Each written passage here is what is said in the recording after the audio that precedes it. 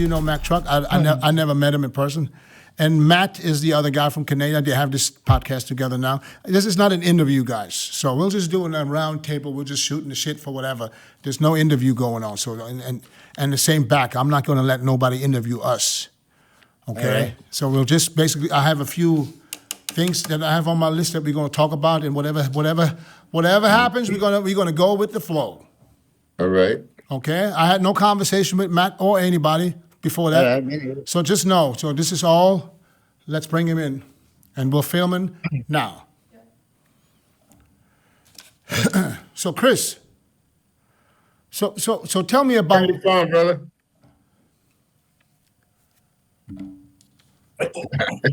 There you go. What's up, brothers? Good, man. Your volume is a little loud. Okay, let me turn that down. Damn, you taking over everything. Trying to the secrets, the tricks. Okay. So I was just asked. Just let me welcome you, Matt and Mac. Mac, is that what people call you? Mac Truck, Wesley? What is it? Oh shit! I don't never hear my full government. It's always Mac Truck. Mac, or either Mac or Mac Truck. Because we never met in person. I mean, I know of you. No, we met in person once at 2013 USA's. 2013. So now you know. What up, man? Now you see how old my ass is. I can't even remember. Yeah, I gotta remind you, my brother.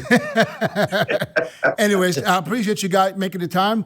I was just talking to Chris, and I don't want to lose this because he was telling me he's about to tell me a funny story that happened in Mexico. Well, it's a story. It's not really funny, but it's okay. So first, he lost his phone in Mexico. Typical Chris fashion, just leaving shit everywhere. Had 2 phones is why. So to tell what happened? What happened? So so yeah, that's the start of it. So we're in the Uber, me and Breon and my other colleague who actually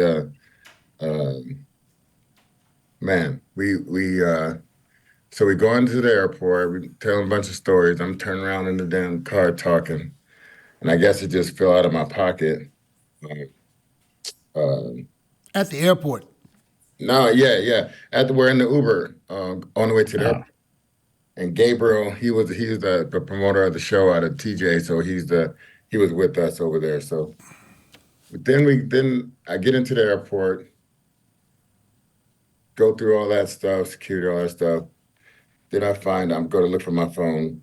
I thought I had them both in my bag. It's gone. So the phone is gone. I'm tracking it on my other phone. It says it's at the airport. So I send Gabriel to go try to find the phone while I stay at the gate. And it's hot as hell in there. I got on a sweatshirt. I'm sweating balls now because I'm nervous. And I'm hoping don't have to miss my flight. Thinking, should I stay? Should I go? That type of shit. And then I said, I'm just going to go. And then all of a sudden, some lady answered the phone. And she said she's from Texas. She can send it to me next week after she get back into the States. So that's the good part. I hope you ain't got no nasty on there that she be going through right now. You know it did. I hope she can't go through it. Hey, come on, Chris. Would you look at the phone if it's open? Fuck yeah. Yeah. Fuck, straight to the photos. As nosy as I am, I go through pictures, man. If I could. So then I get I'll be airdropping shit. I got some good shit in there too, for sure. Yeah. I got okay, let me finish. So we get on the plane, we start to take off, and I hear and it starts shaking. The whole plane is shaking. So I'm like, damn, that's odd. I never felt that before, right? So it was like a noise I never heard. Been on many planes, never heard this. And then we take off.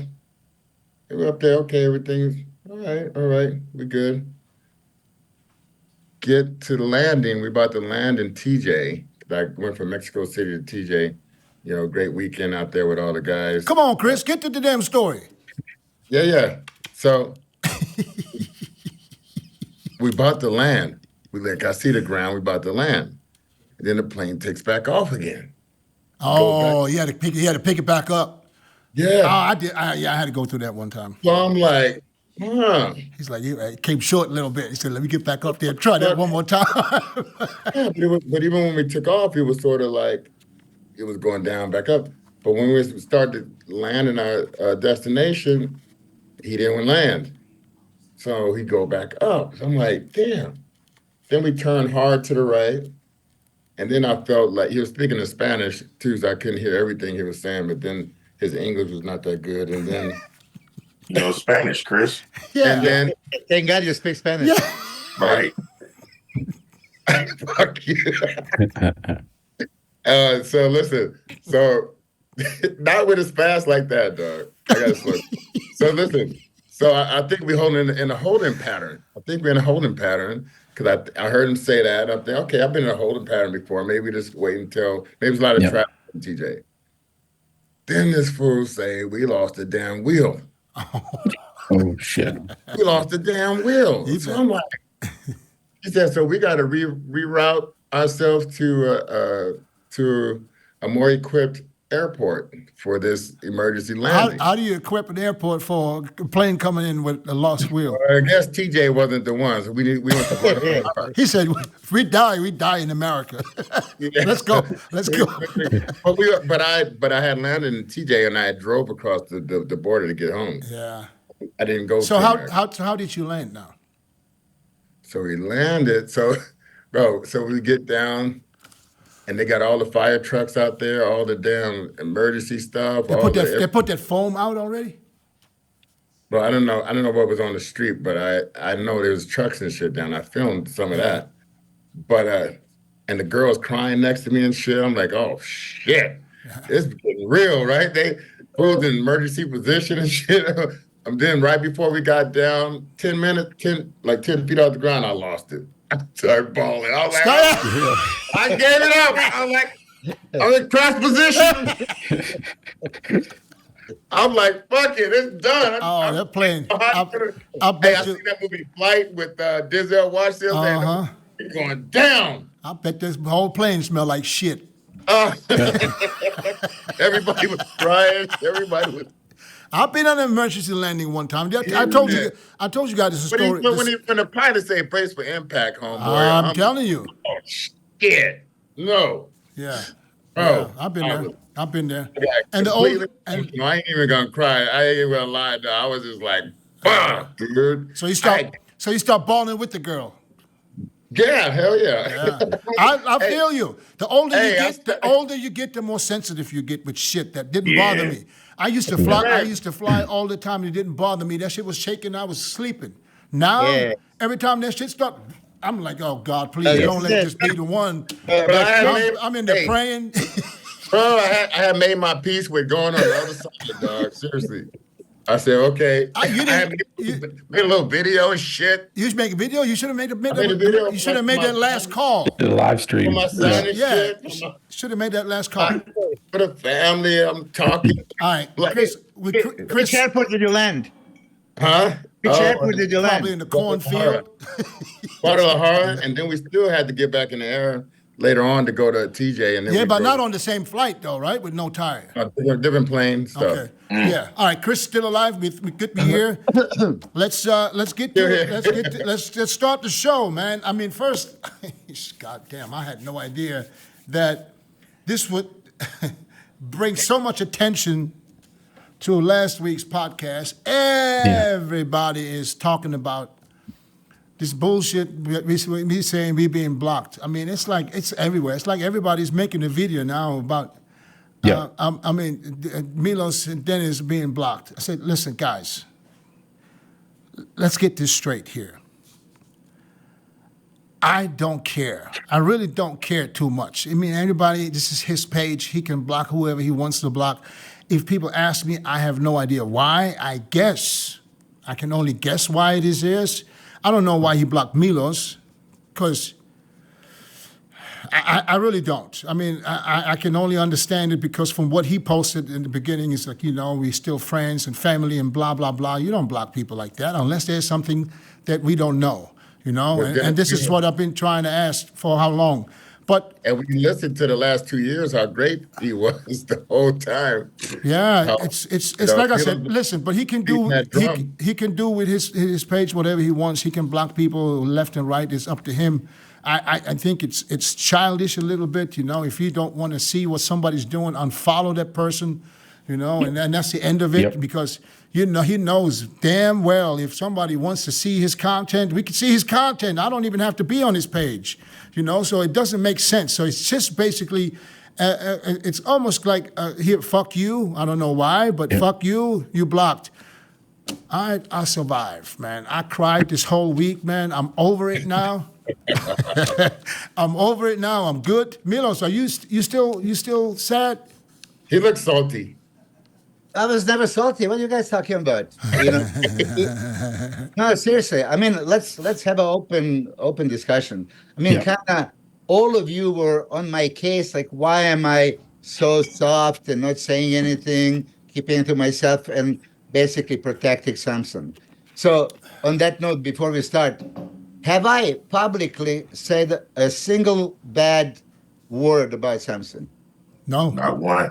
The only thing that I see in the comments is people said that you said he was lazy with cardio. He wasn't doing enough cardio. So they're taking that as negative towards him. Well, I didn't read that one. When did he ever say that? Where did he say that? No. Okay, so let's be particular, because when you say lazy with the cardio, it sounds bad. Yes. He could have done more cardio. Right. It's a little bit different, you know. People are spinning it that way. They always spin the way they want it, and they say, "Oh yeah, I need to stay relevant. I need to, you know, attract attention and all that shit or whatever." First, on that note, have I ever jumped on the stage when he won and wanted to be celebrated and all up in the videos? Okay. Dancing. I'm a part of the podcast. There is a round table, so we talk. Yeah. Then it likes to open, you know, topics and we talk about it. So, I mean, so far.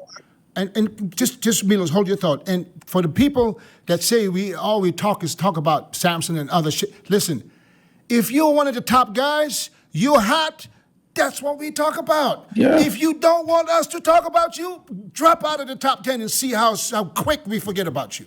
So, as long as you are hot, please, that's just the way it is. If you don't have skin thick enough, that's what you need to work on. Go ahead, Milos, I'm sorry. So I just want to set the stage so we are on the same page. First, because you guys, Mac and Matt, you're in it, you're listening, observing. So whatever is out there, you know. So if I said something bad, you guys would know. Now let's go further. Did I do anything bad? I mean, think about it. So for you guys that don't know exact history, John Meadows dies, 7 weeks out, Samson contacted me. I'm lost. John recommended you. Could you help me out? So I said, yeah, okay. In memory of John, what are you doing? 2 shows. There was Arnold Classic UK and Italy show right after. Okay, great. I coached him for that one. You know, he did very, very good right away. Okay, but then, there's 3 more shows. Egypt, Prague, Romania, right? Okay, so he wants me now to coach him for the rest. Okay, so let's establish coach-client relationship. And that's how we started. So up until now, we did 13 shows together, okay?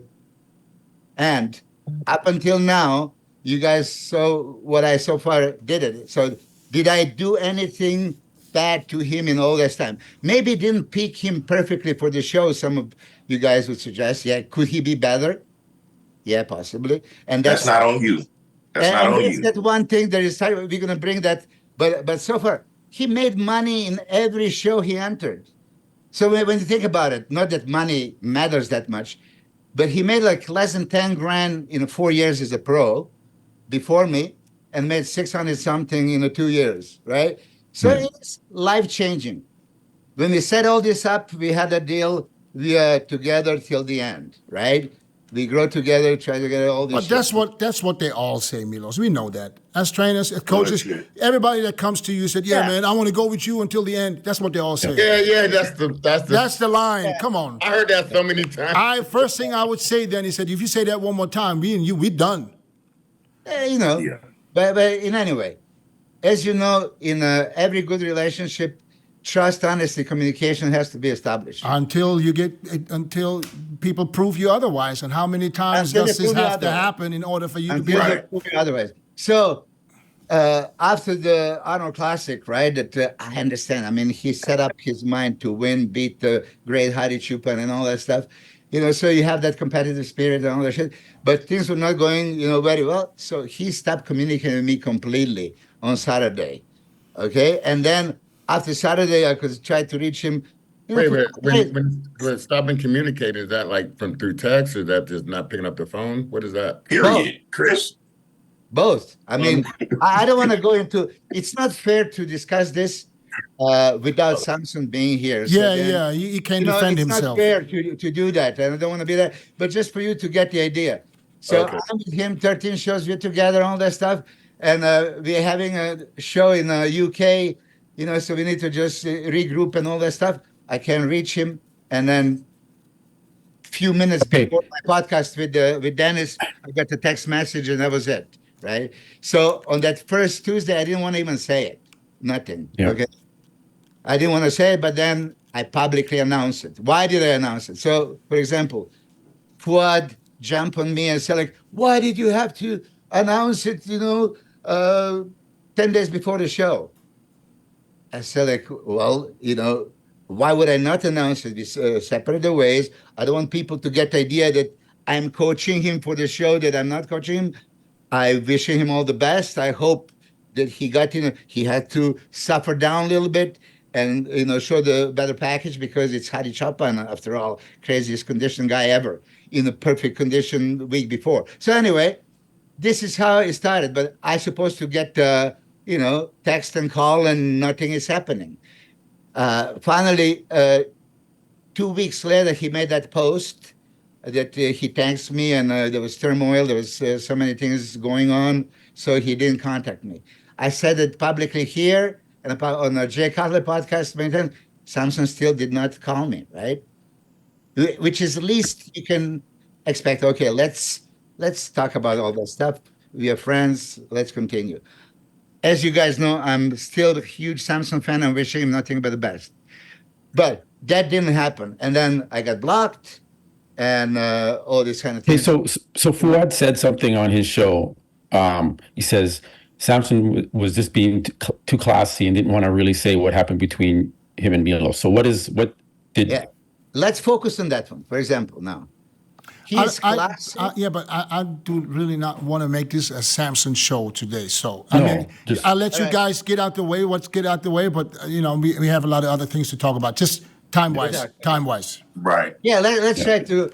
But that also triggers a response in me. Okay, so there is something that he's hiding about me that would be like bad for me. Yes. Please say it publicly, announce it, because I'm very proud of everything that I do. So that was a stab in the back, and I directly questioned Fuad, and I said, Fuad, get us on a podcast. Let's discuss straight. I would like to know what can possibly that be, right? But then, when you think about it, he goes, oh, his body is failing. He's going to the hospital, right? That is going into the notion that maybe coach did something crazy things, right? And affected his health. That's not good. Then next day, he goes in public and says, oh, I didn't coach him for Romania and Prague, which I have I don't need to prove anything, right? But I could at any point. Midnight, 3 o'clock in the morning, 6 o'clock in the morning, the screenshots, all the instructions. I had a sleepless night in Romania, sleepless night in Prague. Okay? So for him to say that, it was kind of like that Patrick thing. Oh, what are you talking about? You didn't coach me. And this was directly saying, oh, I didn't coach him for last 2 shows. And then what? Now I'm back on track and coaching you for Arnold Classic. I mean, these kind of things are not clear. So there is a lot of bitterness, but I try to keep classy and not to say anything to damage him. The last thing that I would want is what you guys suggesting, that his reputation is going to be damaged and maybe judges are going to look at him differently. Privately, whatever happens, he has his reasons. I would still like to find out why. But from my standpoint, I'm crystal clear. Did I say anything bad? Did I do anything bad? I supported him throughout the whole thing. Yeah, Now, I don't think there's anybody that can support one person other than the wife or the girlfriend more than you. I mean, you got to the point, you annoyed the fuck out of me, Milos, with the way with as biased as you were. And that's why I feel like this is all a little bit strange. That's why I always said that there has to be something. What happened for him to not talk to you at all? Not a text, not a fucking phone call, zero.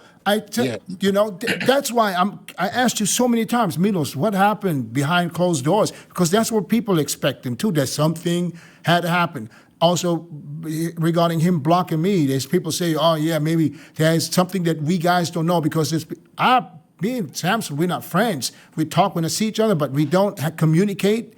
There's nothing, unless he doesn't like me criticizing him sometimes, but that's just the way it is. If that's the point that gets to him, then damn, he has a hard life ahead of him. I'm just saying, you know. So I hope that's not the, huh? Did you get a copyright strike on those videos? I don't know. I can't see it. So no, I don't know. I don't know. But here's what I'm trying to say, Samson. If you listen to this, listen. Every time I critique you, it's not because I don't like you. I actually like you. I say the same thing Milos is saying. I'm just not saying it so often. You put it together, you win the Olympia. Simple as that. And if we say something negatively, it's not negative, it's just constructive criticism. You need to get harder, that's just it. So when somebody else says it, it's okay. When we say it, it's hate. I don't know why people would say that. But listen, at the end of the day, he's gonna go his way, whatever his plan is, we will see. And we'll get to that now because Samson going to Kuwait. Is that a thing, or is that just, what do you guys think? Is that just a trip just to test the waters? He's gonna prepare there. A source says. Who's working with him? I think there's the wife still. The source says. How is she working with him in Kuwait? How is that going to work? She's not going to be in the gym. You're not really control much there. She's not going to be in the gym. I mean, unless they change their whole thing and now. I think I'm just hearing she's kind of like in the gym now, but she's going to go home and he's going to go back. Because you got to come to America to guest pose, and also he's going to do the Battle for Olympia on June 4th. That's going to be like Olympia TV. Oh, it's the same because usually there's no females in the gym floor. So if she wants to be, I think she's there right now, but she's going to go home. Okay, but because I saw some video of him training, he was training with chemo, not with his wife. No, not training. He's going to do the diet. The diet. Oh, yeah, she can do that from anywhere, yeah. That's what I'm hearing. Yeah, that's what I'm hearing. Is she going to be allowed in the gym there? No. No. I mean, I think she's just there right now and going to go home, like I said. Oh, wow, okay. Before we spin off of this, my whole outlook on this whole Samson thing, you know, is guilt. Because how he's like painting the whole narrative to try to damage Milos' career with his word choice, with all these cliffhangers, is a sign that he was already doing a lot of pillow talking behind his back. So what's the best way to make it seem like it's really Milos is to just lose communication completely? And that's stuff that chicks do to dudes, you know, because his character is trash. Bodybuilder on stage is cool, but his character is trash because you don't do someone that you call your friend that way, in my eyes, because I'm very passionate about respect, loyalty, and transparency. And what he's giving off is nothing but manipulation, and he's chasing the highest dollar. You know, getting with Milos gave him a taste of real money, you know, and not too many people know what real money is. And once you are weak-minded and you actually get real money, you can become addicted to it, and you're willing to step on top of anyone to get to where you want to get to. So now he's going to Kuwait. He's just about to self-sabotage himself because he don't have enough time to prepare with someone new to try to learn his body. Because at the end of the day, they're going to have to call Milos. They're going to have to get information from Milos. I don't care how much information his wife have, but there's protocols that Milos put together where they're going to need that information. Mac, And- I'm sure that he's going to be working with one of the coaches there. Yeah, That comes with the territory. exactly. Okay, so he can say it's his wife. That's okay. You know, she's going to be coaching him just like she was coaching him when Milos was coaching him. It's going to be the same thing. It's not going to Right. be as easy because she doesn't have the control because she can't always be there. And I don't know. Yeah. I can only judge from what I see in their stories that they have a very close relationship. They basically do everything together. If it's gym, it doesn't matter what it is. And that's going to suffer there just a little bit. So now, that's a question for Milos because you know him personally better than any of us. Is he even, because here's the thing, Kuwait can go great and can go worse. It can get worse. It can go great if you're a person like myself. I can go somewhere and just shut everything off and just focus on training, sleeping, eating, and nothing else. Not everybody can do that. Right. Some people miss home, some people miss their wives, some people miss their kids, some people, everybody's different. And then they can't get used to the culture. It's a different culture. It's completely different. I don't even know. Samson possibly could be Muslim. Is he? I don't know. I don't know. Because I know there's a lot of Muslims in Africa, so it could be. So, but if it's not, it's going to be totally different for him. It's going to be a totally different ballgame. But if he's focused, then this can help him because he can just train on great equipment. I mean, Bada put gyms together where you can literally, it's like going to, as a little kid into a toy store where you can try shit out that you've never seen before. Do you think that's the best move for Samson to go to Kuwait when he had another huge selection of coaches to choose from? Size and condition. I don't think it's because of the coaches. I think he's just, I don't know, maybe he's just trying to get something new. He's trying to go away from whatever's happening and he wants something new. But to answer your question, Dennis, right? I'm going to tell you, let's give him a huge credit. What he has done in 2.5 years, like, it's mind-boggling, right? Genetics and all this stuff would get you just so far, but hard work gets you there. So that's probably, I didn't mention, one of the things that was funny, that Samson posted the picture and claiming like, okay, maybe somebody can show you the door, but they can't claim all the hard work and da-da-da-da. And it was probably directed to me. Like maybe I'm claiming that I made him and all this stuff. Is far from it. But if I point at the right door, you open and you get in the right place, it makes a whole difference, right? So, but 13 shows in 2.5 years. And everybody was saying, oh, that's too much. He needs a break and all that. When he went to Fuad in Canada, and I know this very well because Fuad was talking about it, he said he's off. And then Fuad goes like that, yeah, off, like what, you're bridging or whatever, you're still taking something like everybody else does. And I don't know, off means off. Like Dennis, you, Chris, we did it. I don't know how you, Matt and Mac, you're doing it. PCTs for us was off. Okay. Yeah, ain't no PCT. That's how Samson was. But Samson, with that genetics and work ethics and really that approach to his training. I mean, people are saying, oh, he maybe doesn't. I see him train. I train him just this flashy workouts 3 days before a contest. I didn't really train him to take a claim of that. He is improving daily. And he's going to keep improving. So, I really hope that he's listening to this, finish what we started, and on a personal note, when you do realize that I didn't do a single thing bad or say a single thing bad, maybe you can pick up the phone and we can call. We can talk. It's a terrible look. You could see in the comments when you guys did your last show and you mentioned that he blocked you. The comments were like, I've lost respect for Samson. I don't like him anymore. He's an idiot for doing this. Like, I just don't understand the decision making between blocking Dennis and Milos. Chris, he didn't block you though. I don't know if you. I don't want people to think of him like this. Like I don't understand like why, like what the thought process was for doing that. But I also think that people are a little bit overreacting to that because, like I said, it's his personal Instagram page. It's not a Right. business page where But you this day and age, social media, this is what it is. This is the part of bodybuilding now. Right? I understand that, but I want the people and the listeners to understand that if it doesn't bother me too much, it shouldn't bother you too much. Okay, No, but it just shows a certain disrespect. That's all. Yeah, which is it's okay. Yeah, I see it that way too. And he doesn't have to explain himself. You know, it's enough for me. For me, it's okay. You know, we will still see the pictures. We will see everything. We will still talk about him because he's one of the top bodybuilders in the world. Samson, unfortunately, will still have to talk about you. It's not always bad. I mean, come on, he got more praise on this channel than anywhere else.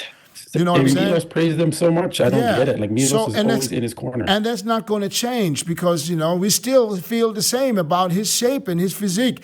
As a person, I don't know him well enough to say that this is how he is, or maybe he just overreacted because he's sensitive or what. I don't know. Milos would know that. Is he a sensitive person? Yes. Okay. Which doesn't make you a bad person. It doesn't make you a bad person, right? Not at all. Not at all. Yeah. For me, I block any negativity. I block hundreds of people. You know. Yeah, but when you block people, you block people because they shit on you with a comment.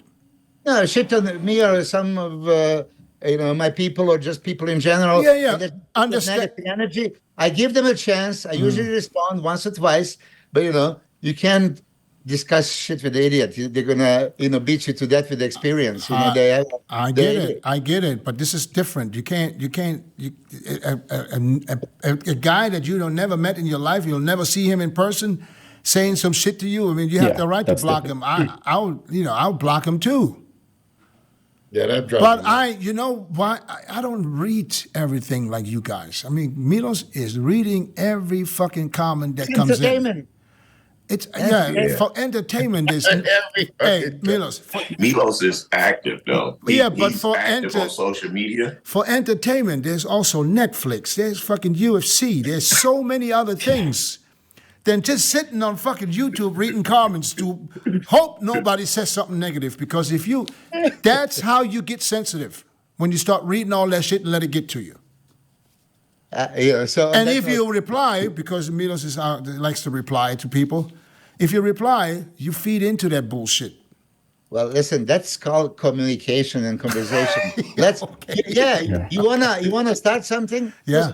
Always open for anything, good or bad. Okay. Not to defend myself, but to if you reply, but if you reply, you're defending yourself. That's the only reason you reply. Opening conversation. So let's whatever now bad thing somebody's going to say about you, Dennis. Oh, shit. Right? I can read some comments, man, all the time. It's normal. I get a kick out of it. It used to bother me 20 years ago. Remember Chris? Remember MySpace? Oh, damn. Oh yeah, bro. I used to fucking go on there. Who was your number one, Dennis? I used to go on that profile. I'm trying to find where does this motherfucker live. I'm gonna go to his house. Now I can literally read shit. I can watch stuff. It doesn't bother me. There was one comment that sticks out to me. I can't really quote it 100%, but somebody says, what was it? Yeah, I'm a full-time DJ hater, but in this case, he had to back me up or something like that. He said, and he admitted in the comment, I'm a fucking full-time DJ hater. Well, it seems to be a trend. It seems to be a trend with Samson and his wife. Like, they blocked me.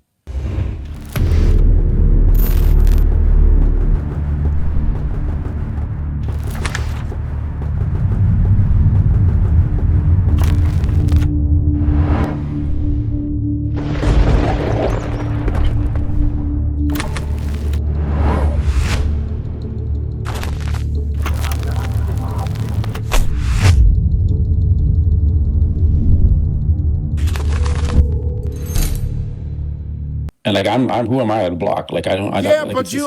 But Matt, you're also a controversial person. You like to talk about stuff, and sometimes, not everything that is said is true. just because we hear things somewhere doesn't necessarily mean this is the truth, and that's why things happen. You know, I don't think anybody that reports or is always 100% on, because it's not possible.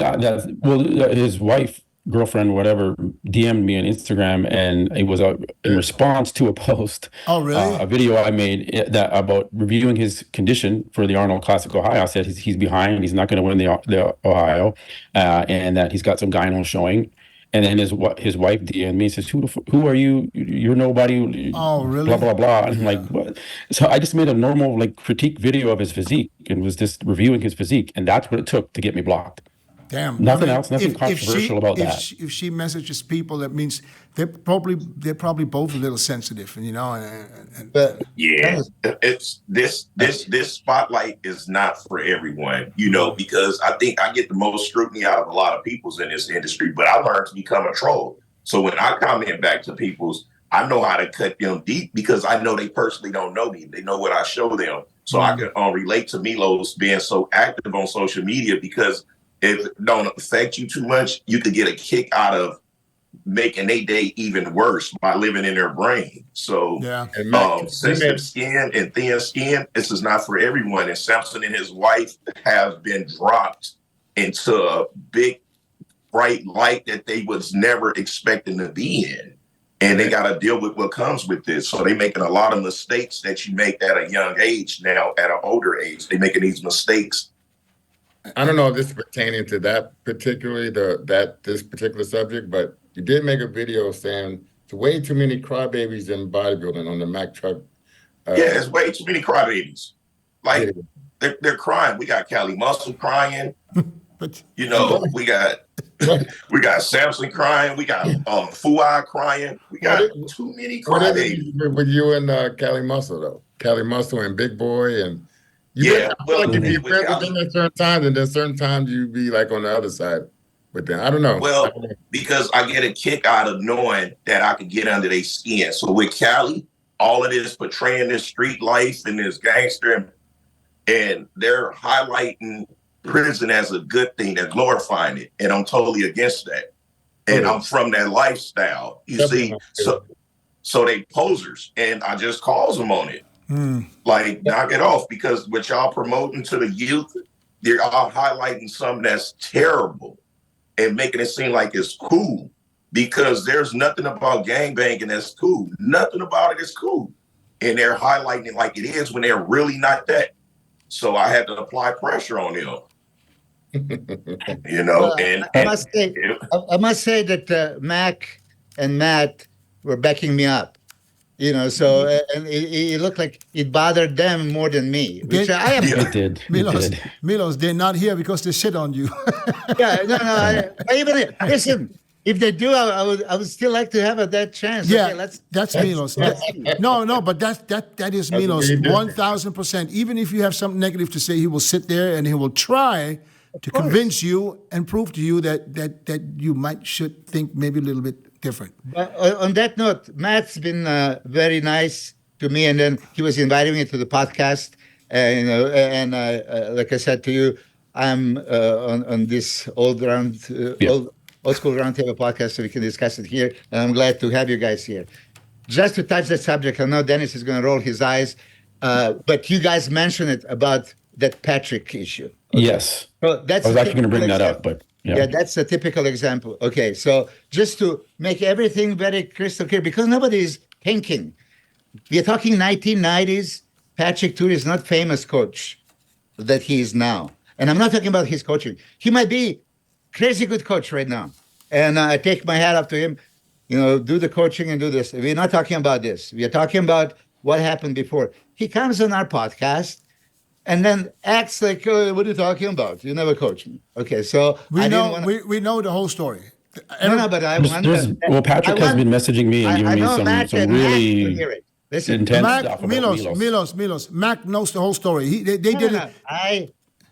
Dennis, that's my moment. Okay. Don't shut me up again. Yes. Okay, listen. Right. So I want everybody to think about this. That's 1990s. Novice competitor from Switzerland competing somewhere. Needing professional coach, okay? Get in touch, is talking to me throughout the whole year, sending the faxes, okay? What are we talking about? And then 4 weeks out, right, again, of the show. Why is show important if it's 4, 6, 8, 10, 12 weeks if I'm not coaching you for that show? And, finally, I remember Wednesday, Thursday, Friday before the show, okay? So how can this possibly be? So it's novice competitor from nowhere, not famous bodybuilder, and I remember all the details because, of course, I coach him. So if somebody contact him right now from small country, he doesn't know the guy, young novice, wants to learn and has a contest in a year, and he's talking to him for a whole year, up until 4 weeks out, up until the show. What is that?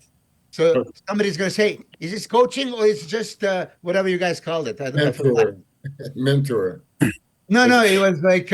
People say that word a lot these days. I don't even know, coaching or Yes. informing. So anyway, so I didn't have a chance to go on your guys' podcast to say that if anybody actually has a single doubt, what is one of the only professional coaches doing with a novice competitor, talking to him for a whole year?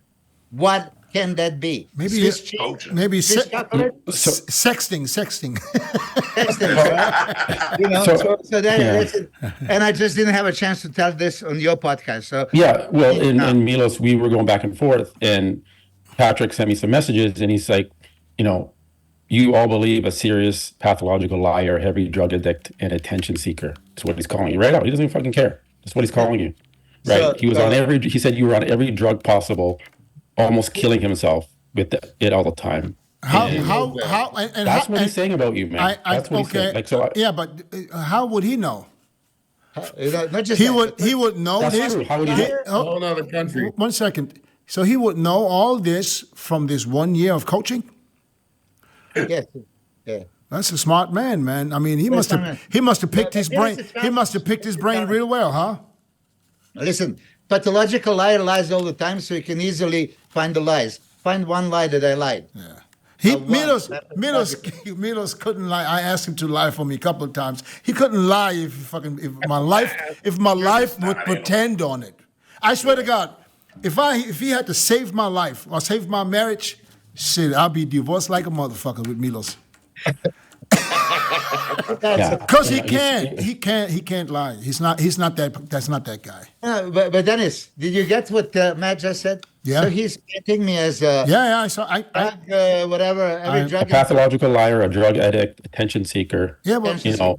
what else do you expect now? You think he's going to come back now after a couple of weeks? Say, "Oh, you know what? I just remember he did coach me." It's not going to happen. That thing is over with. We don't even need to talk about that no more because And that's the thing. the world they made up their mind too. So there's if you They know. They're on Milos' Yeah. side. Everybody They see. knows. I think he said he didn't utilize anything that Milos told him. Is what he said. Yeah, No, he used it with his clients. With his but he clients, didn't though. use it himself. Why- He did it on other people. Why do you think? Why? Yeah, but Chris, why do you think? I asked the Milos the question later. I said, Milos, so you told me I should take 150 milligrams of Vinstrol, or you advised me. You didn't tell me to do it. You advised me, and I only did 50. So does that mean you only coached me a third, and the other 2/3 I coached myself? Yeah, pretty much. You know what I'm saying? So yeah, it's funny. It's funny, guys. Let's talk about some real good stuff now. Yeah. Hey, Pittsburgh Pro coming up in just a couple of days. Excited. Pittsburgh Pro Excited coming up for in a this. couple of days. I saw who Andrew Jack.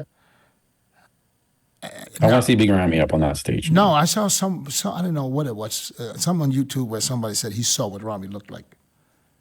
Oh, really? And I was like, there's no fucking way. Because He's showing the body only right now. yeah, but no, we're still looking at those videos he posted that are fucking The old ones. He posted a recent one. I think it looked 10, recent. And 10 he was- years 10 years old. That shit's old. Is it though? Is it? Okay. Bro, listen. Well, you would know. You Yo- would know. I guess you would know. Yeah, those But, I remember those videos. I remember exactly when that Okay. was. Then why the You fuck can does he- listen. If somebody just uses his brain just a little bit for like 5 seconds, then you can see when you posed a video where he has no beard, and the next day he posted a lifestyle picture with the full beard. I mean, he grew that shit overnight. You know what I'm saying? I know Rami's body than most people from the beginning. And that was a beginning video from 2014, 15, the latest. Yeah. So it's like 10 years old. But I said the same thing. I said, listen, if he comes back looking like that, Yeah. It's not going to happen. I'm just. That's what I thought. I was getting pumped up. I never said it's not going to happen. I'm just saying if he can look like that, everybody's in trouble, you know. So, but if not, or if it's not even close, why would you post these videos? Yeah. Are you helping yourself though? He's setting an expectation now that we're all thinking he's going to be looking incredible on that stage. I mean, I have an idea what he's going to look like when he comes out. He's going to be super, super big. I guarantee you guys, in good shape. He's not going to be fat. He's going to be super big. And you know, year-round, right, Dennis? huh? Pretty much clean year round, though. He eats good all year. I mean, he has phases where he loves bread. You know, he loves it, but he's always he's always on his diet somewhat. So, but he gets up to 350.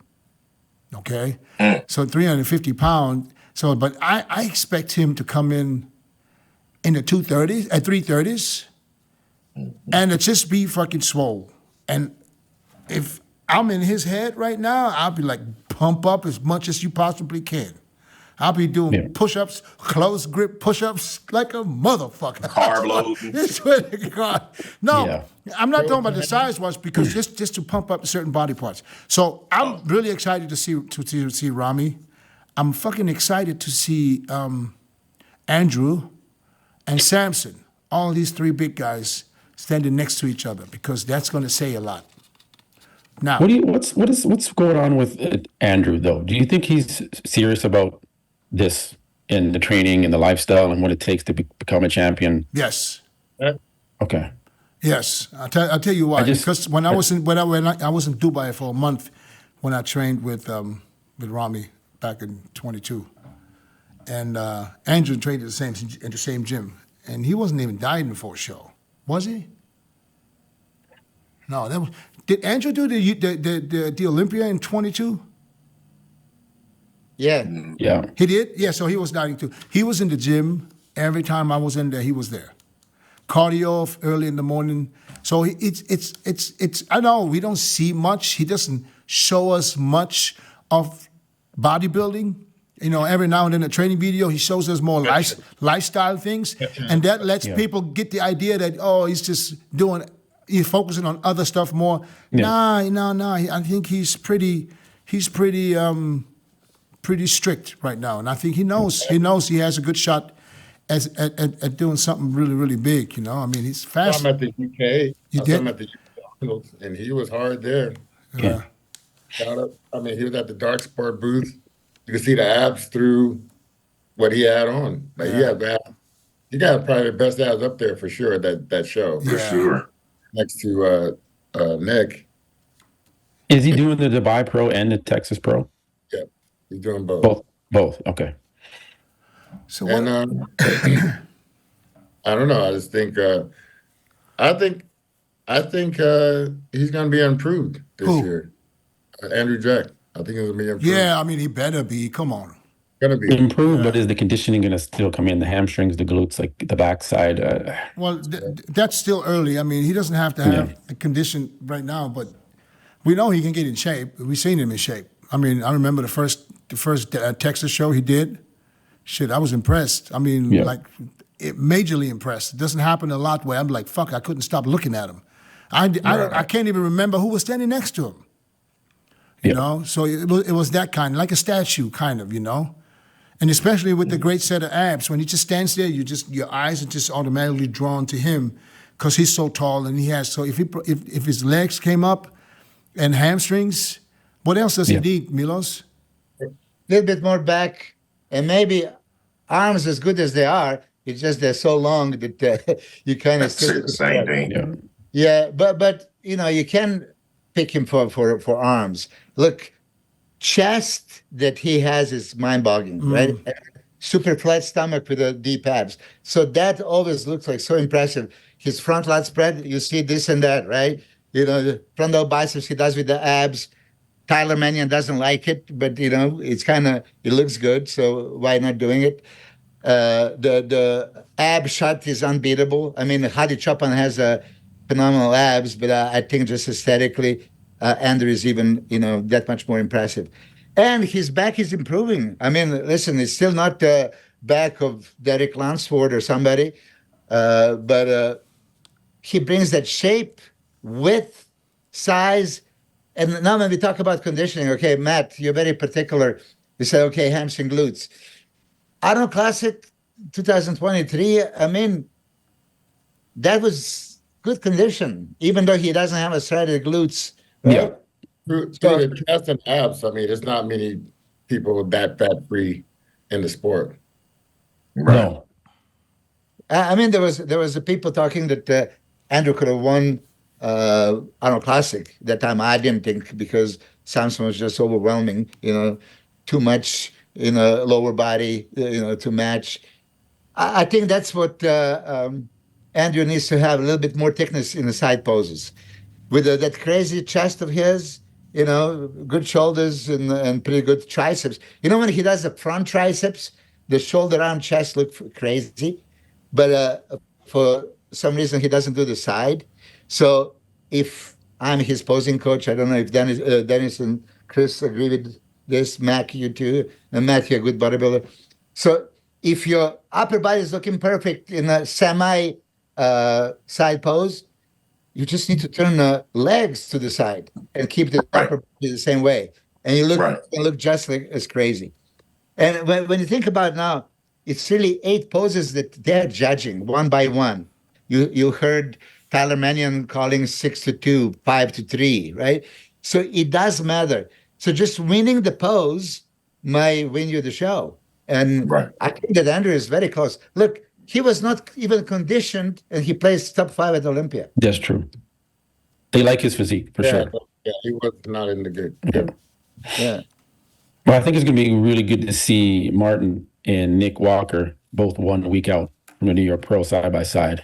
What do you expect from Martin, though? Yeah, I mean, it's going to look like there's levels to this game still. Yeah. I mean, don't get me wrong, Martin looked great. He's improved much from last year or from 2 years ago. When I remember I saw him at Texas, I think. Is bigger, but he still has some ways to go when it comes to size, especially because he's about Nick's height. Got to work on that separation, I think, then. So, If you can work on that separation still. Yeah, but also size. When you say separation, Chris, what do you to the viewers? Between muscle groups, the differential between the quad muscle, the little fine details in the physique that can make you or break you. Actually, he came back with more detail at the night show, at the Detroit show, which helped him win because I had him losing in the prejudging. And muscle hardness. He doesn't have that. I don't think he has the hardness that Nick Walker is going to bring as well. We're going to see that. I don't think anybody has that. Nobody really had that. I don't think no one can deal with Nick at this show for sure. The only one that condition-wise. Oh wait, no. There's probably 2 or 3 that are going to compare a little bit condition-wise with Nick, and one I think Tim Budesheim. And guys, don't get me wrong. I'm not saying he's going to beat Nick. I never said that. He's not. I'm saying he's going to compete with him condition-wise. Nick's going to look like Flex Wheeler next to that guy. Yeah. And then Angel Calderon. We forgot about this guy. He's a 212 runner-up before, former 212 runner-up. He's doing the Open.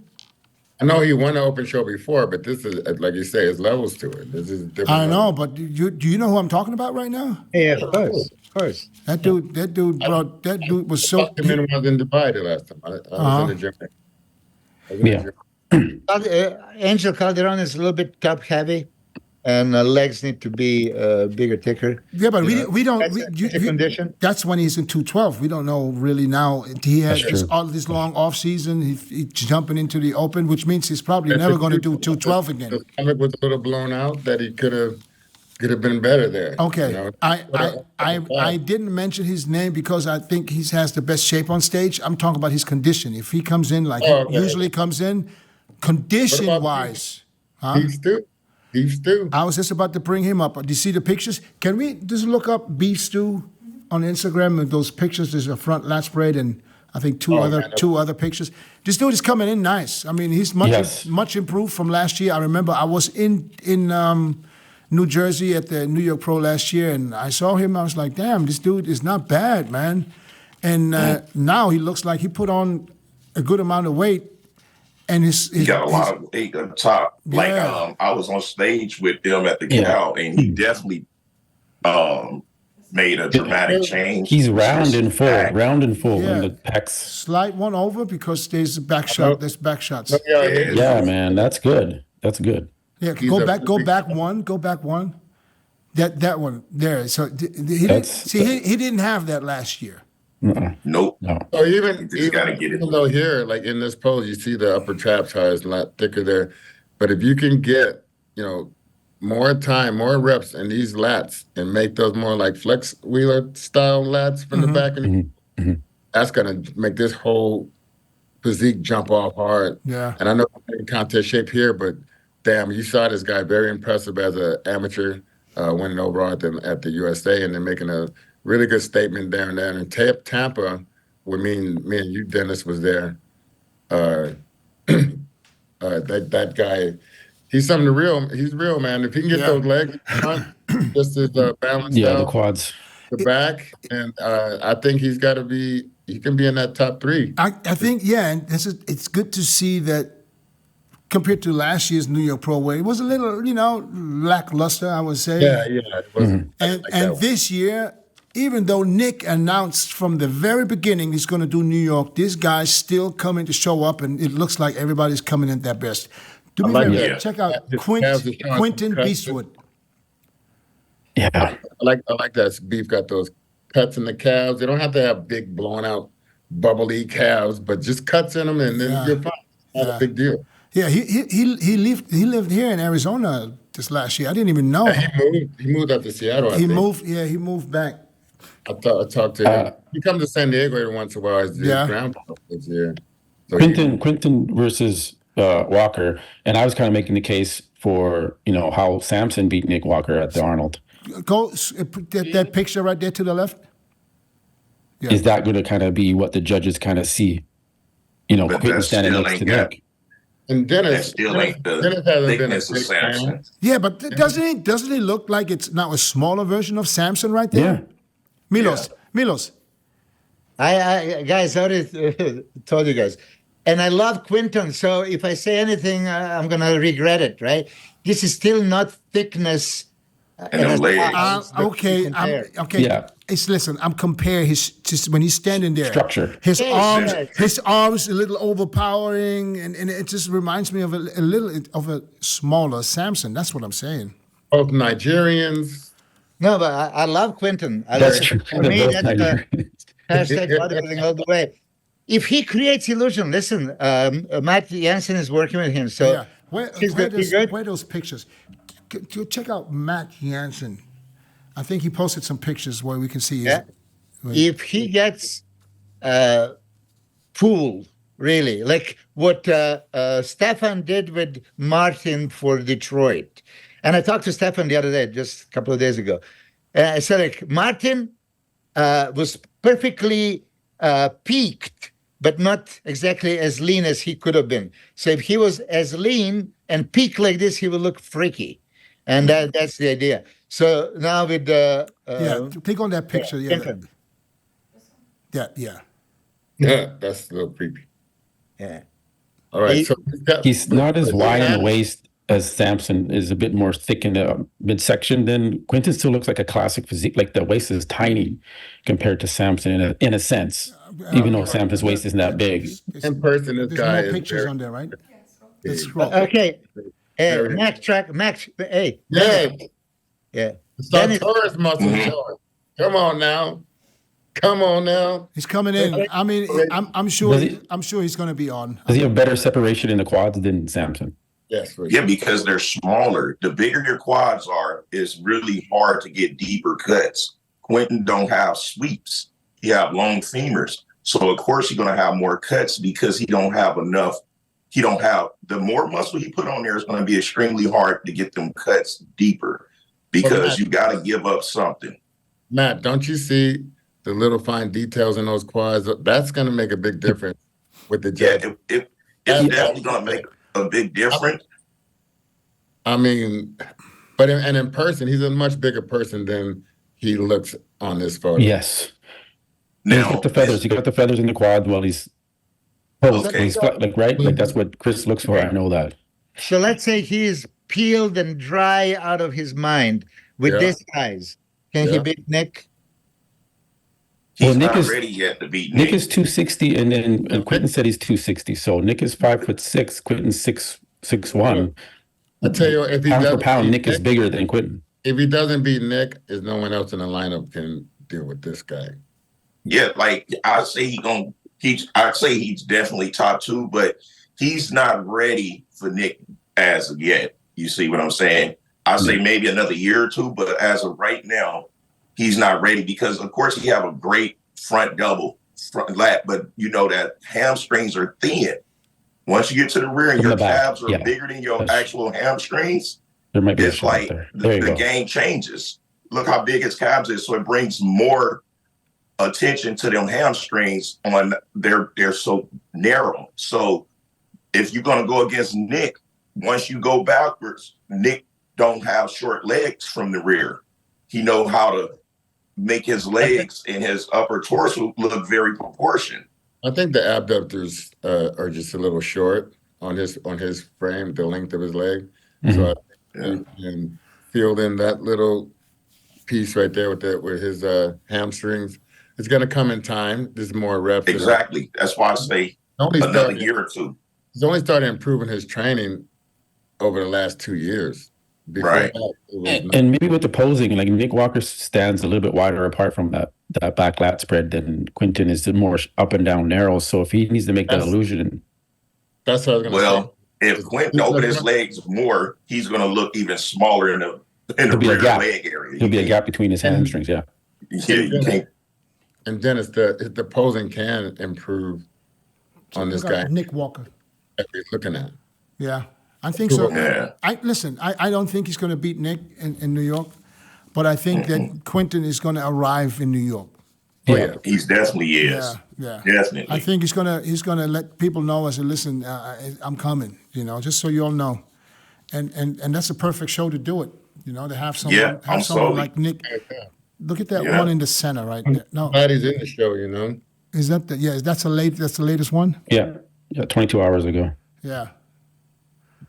See, Nick's side shots is dangerous as hell. He's thick, but does he not have the striations in the side? Like, it doesn't really pop through, Listen, right? It's like it's so much mass up there. Matt, I don't know if you ever saw Nick competing in person. No.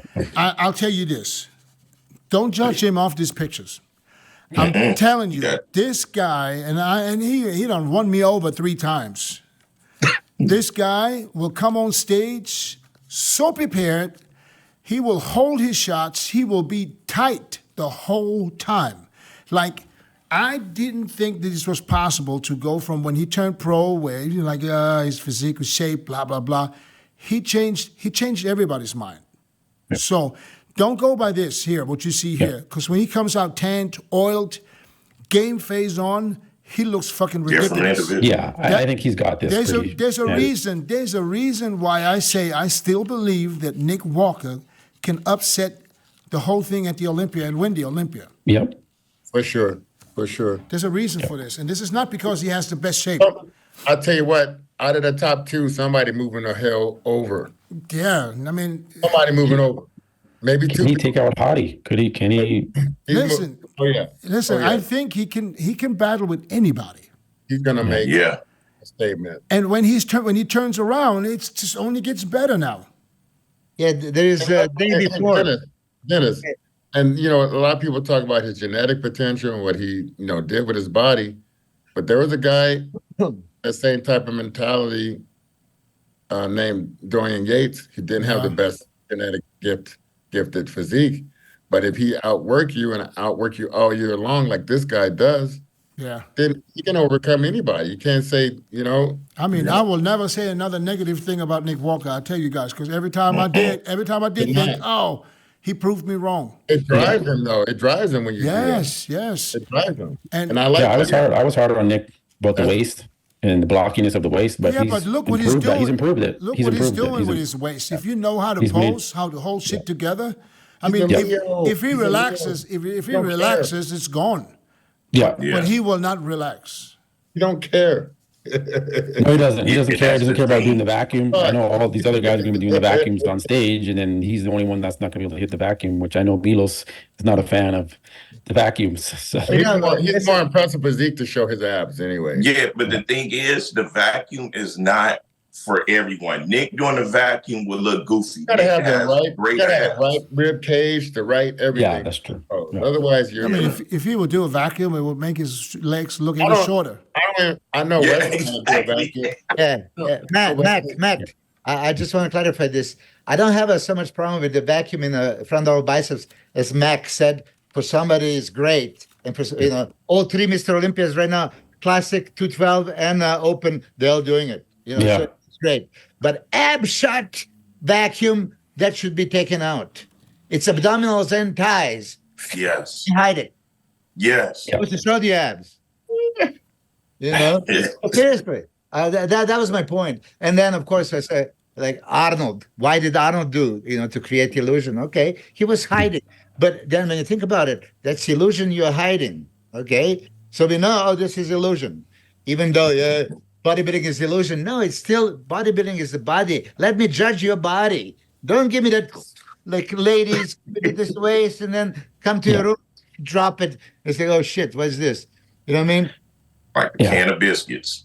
Yeah. Where, I had a where, question. Oh, go ahead. where will Tony Burton fit in all this now? Oh, yeah, Tonio. We're never talking about Tonio here. Okay. Yeah, but Since we're gonna- change the photos of Tony. Let's put him up though. Put him up. Yeah. Let's look at Tony. Tony Burton. He poses pretty much the I same. saw he improved his abs. Yeah, And he poses pretty that much show. the same thing every day, so we can just look at any picture. but those abs improved though. You can see Yeah. He has great abs, man. I'm serious. Yeah. they were better than they were at the. So where does he fit in? He's definitely a guy that's going to be conditioned. This He's the thing. Quentin definitely gonna be getting that second place. So Tonio gonna have to be third. I don't think because the only way Quentin don't get second is Tonio takes second.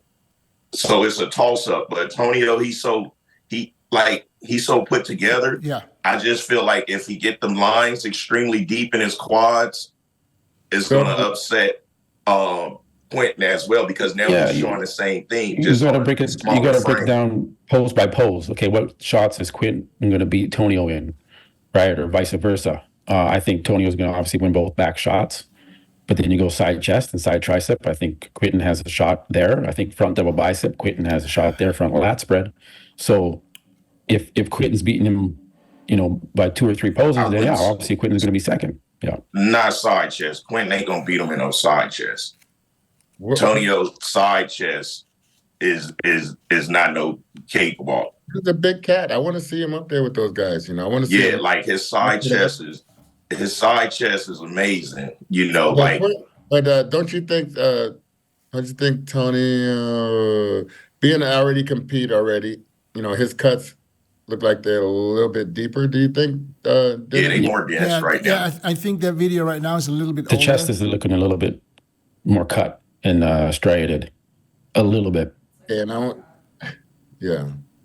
Yeah, But the separation in the quads. Do me a favor. Go look at the one up on the top right. But last year's New York Pro. Let's see what he looked like last year. Definitely not gonna be. That's not the guy. He's bigger. He's much bigger now. See it. But I do like that the muscles are moving when he poses. Yeah. He's just stuck in one spot, same size, up, arms See, down. look at this side chest. Quentin ain't fucking with that. And listen, he won. And he's only going to he's only 217 here. I think he was 217. Like that's right. Quentin's 260. And that's the thing. That's the thing, Matt. It's not about It's not the number. It's not about. 250. Doesn't need to be 260. No, he doesn't. No. Stay within the confines of your physique and what you're doing, your own game, like Dexter Yeah. did. He just did his own. Yes. You know, he stayed around that same size. He wasn't like gaining massive weights from show to show.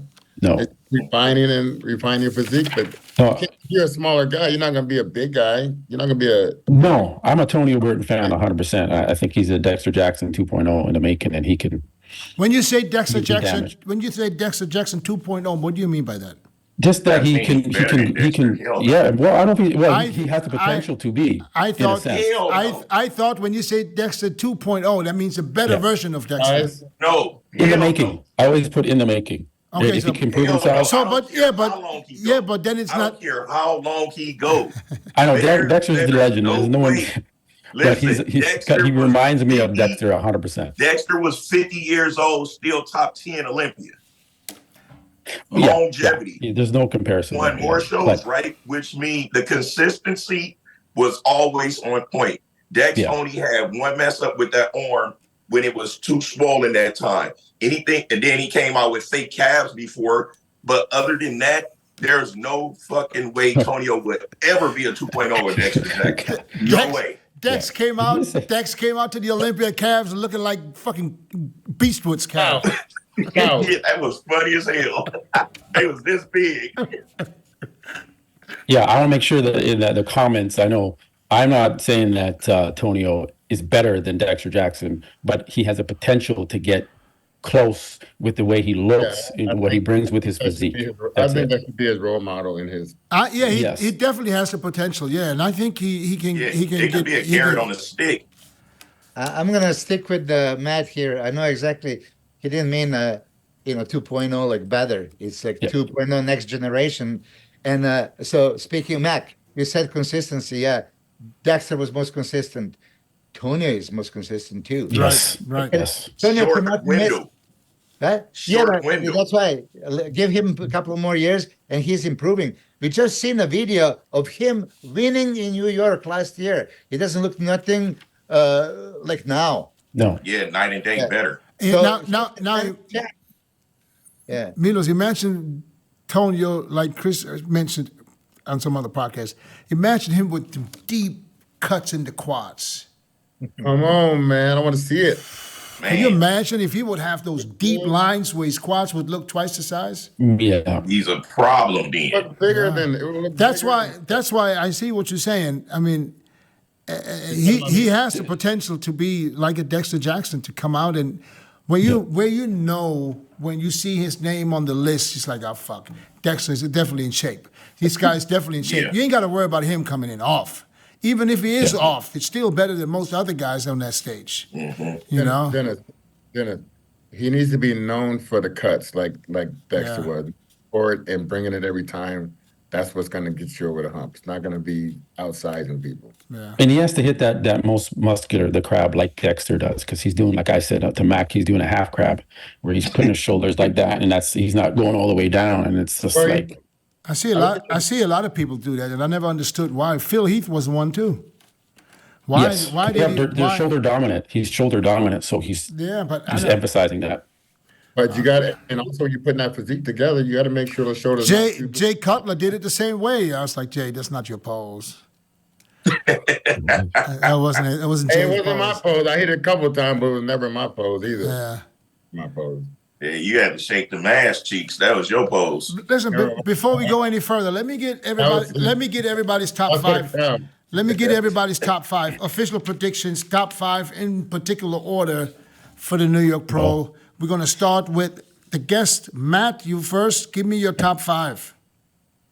Okay, so I'll go with obviously Dick Walker first. I'm going to go out on a limb, and I'm going to say Quentin second, Tonio third, Martin fourth, and Beef Stew fifth. Who else is in the show? Hold on a second. Calderon, You asked- 212 guy. There's a couple of more guys. Yeah, I mean, we got Quentin, Beef Stew, Tonya Burton, Tim Budesheim, Angel Calderon, Nick Walker, Justin Rodriguez, Martin FITZWATER, and I'm missing a couple of one, but I don't think that. Is Justin Rodriguez? I don't think. Yeah, Justin. yeah, I said Justin, yeah. Oh, okay. Okay. And I know there's 2-3 more that we probably not seen in the first call out. So unless NECKZILLA shows up, Yeah, okay. No. I don't believe he will be on stage in Dubai. I don't either. Something could happen. You're not going to make it. I hope he does, man. Everyone's waiting to see him. So he's going to Kuwait too, right? Yeah, he's there. He's already there. Yeah. So Chris, Okay. someone was saying, well, Evolution Bodybuilding, I'm going to point this out, said that you split ties with NECKZILLA. And I was like, I don't think they. What do you mean split ties? What's that to I split? don't know. He's like, they're no what's, longer together. Split. what- what's, what's that to split? We have the same nutrition company. We're going to be in the same place. I've never was doing his diet before. No. Did I help him on his posing? Did I teach him? Was I involved in everything he was doing on the stage? Even the point of making sure he understands he needs to use Protan. He didn't even want to put on Protan at that show.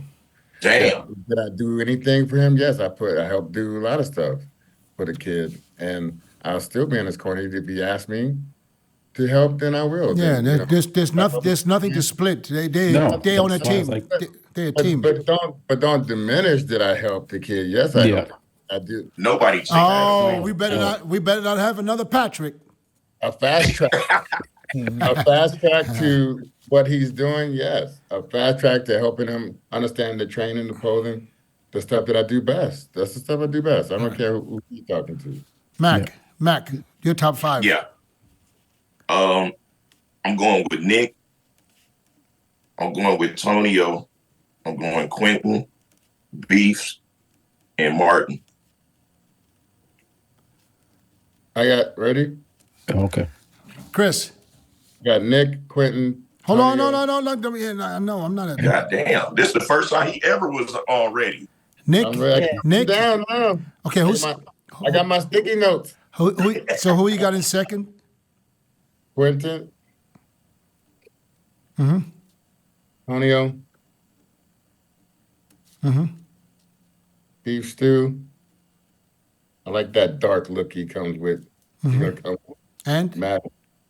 And then I got Martin. So that's probably gonna be it. The reason why I'm putting Martin ahead of Beef Stew is because Martin beat Good Vito, and Good Vito and Beef Stew kind of have that more gnarly looking, heart conditioned look, but Martin still beat him. So, But Beef stew got those Milos. now. Got more experience. Yeah, look, I'm hugest fans of a shape, and I like Quinton. So Quinton would be my ideal guy, and then Tonio. He won't just tell the thing. No, this is what I would want, but there's no way it's going to happen. So this is going to happen. Okay. Nick is going to set the standard. He's going to just clean the house. It's going to be what the fuck. Okay, this is what I think. But then they're going to have to. Quinton is too tall, and like Andrew on the Arnold Classic, he was too lengthy. So he's going to be too lengthy, to compare. So the two guys are going to squeak in front of Beef Stew, and it's going to be Quinton. It's going to be Martin second and Beef Stew third. And fourth and fifth is going to be shape guys, Tonio and wow. And this is how I see it. Quinton. Me being a hugest fan of Quinton, and I want him. But even these pictures that you see it from a back, there's no sweep on that tie. Okay, so who's fourth? Who's fourth? So Quinton's gonna be fourth, and Tony. Makes a lot of sleep to fake. So Nick, Martin. Martin is way too complete and shapely. Fuck. This has got to be hard. Beef stew, we just seen. I mean, oh my God, that's phenomenal, right? It's just shape is not the same level as Martin, So I think Martin second, Beef stew, thick, defined. Yeah, Martin second in the show. Sorry, You say Martin? second. Yeah. I. So who's fifth? Who's fifth? Fifth is Tonio. Tonio, wow. Oh wow, he's going on. Man. From the championship. Reigning pro champ. Milos, Tree. Milos is looking to get blocked again. Listen, I don't have anybody here, so I cannot be biased. Right. If you're You're biased. biased. I thought the one cat was doing it that you work with. What's his name? What's how it started? B. I can't even say Behruz? Behruz. No, that. I thought he was in it. if he could come, that would be wonderful. No, he's doing Spain, Italy, and Dubai. Nice. Yeah, I just posted his page. Look at him. Does he not have a visa? Still? Huh? Still have a visa. I'm gonna be in Dubai. I'll be there. I'll see you there. Yeah. I'm gonna be in Kuwait, man. I'm gonna do a camp out there in Kuwait, July. Camp with who? Oh, You do, man. what are you doing? A Samson camp? I'm gonna do that. Hey, Chris, Oh shit! you- You need to you- see Samson there. Chris, you know you're being, you know you're be being, in the camp. Chris. 10 guys going to camp. What? Chris, you know you're being accused. That's Of what? that's the reason why you're not blocked, because you still doing a You camp. stood in the mix there. Yeah. Hey, Milos, got me. Milos, he sold You out. got me. You got me. I'm a double agent.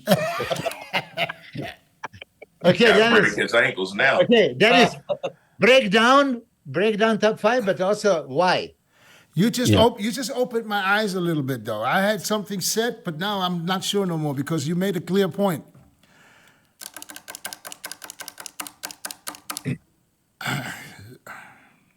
Nick, that's clear. I mean, I don't even have to worry him, but nothing like that. That shit's over with as soon as he walks out.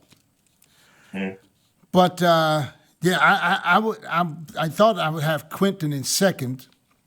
But what you said is, yeah, sometimes when you're a taller guy and there's a shorter guy and there's a shorter guy, it's easier to compare them. You know, it makes a little sense.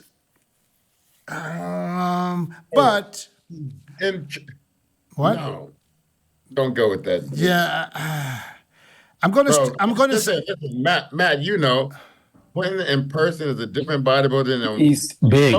He's big. Yeah, but Like he's the Yeah. dominating figure. I know. He's like Samson. He's like Samson. He's kind, but not as. But he's. I has wait till you guys done so I can get my fucking top 5 in. that- Go ahead. They jumped. Let me know when They you guys jumped. ready. Let me know when you guys Ready. Go ahead. Okay. I jumped in on you. Mute Chris. Goddamn, Mute Chris. Chris. I just seen him in person. That's all. You guys were in. You know, you saw him. You saw him, Dennis. He was here in Vancouver. Yeah. Tampa. He's way better than him. Yeah. Yep. Go ahead, Dennis. Okay, Dennis. Go on, preach. Okay. I'm gonna stick with Quentin in second. Milos, you Change it hard Milos, again. Milos, Saw him, man. Milos, I hope you guys are right. He sold him. He sold him on Clinton. Milos didn't do enough.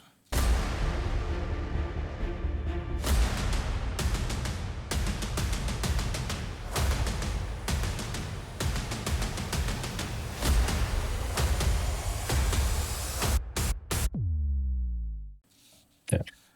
I put, fuck, I don't want to disrespect Tonio. Tonio's third. I think Tonio and FITZWATER, Martin, they're going to be battling. Yeah. Yeah. Oh, they Nah. were exposed. They were Nah. exposed.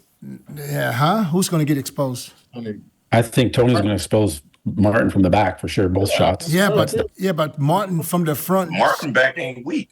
Martin's got a great bicep. back.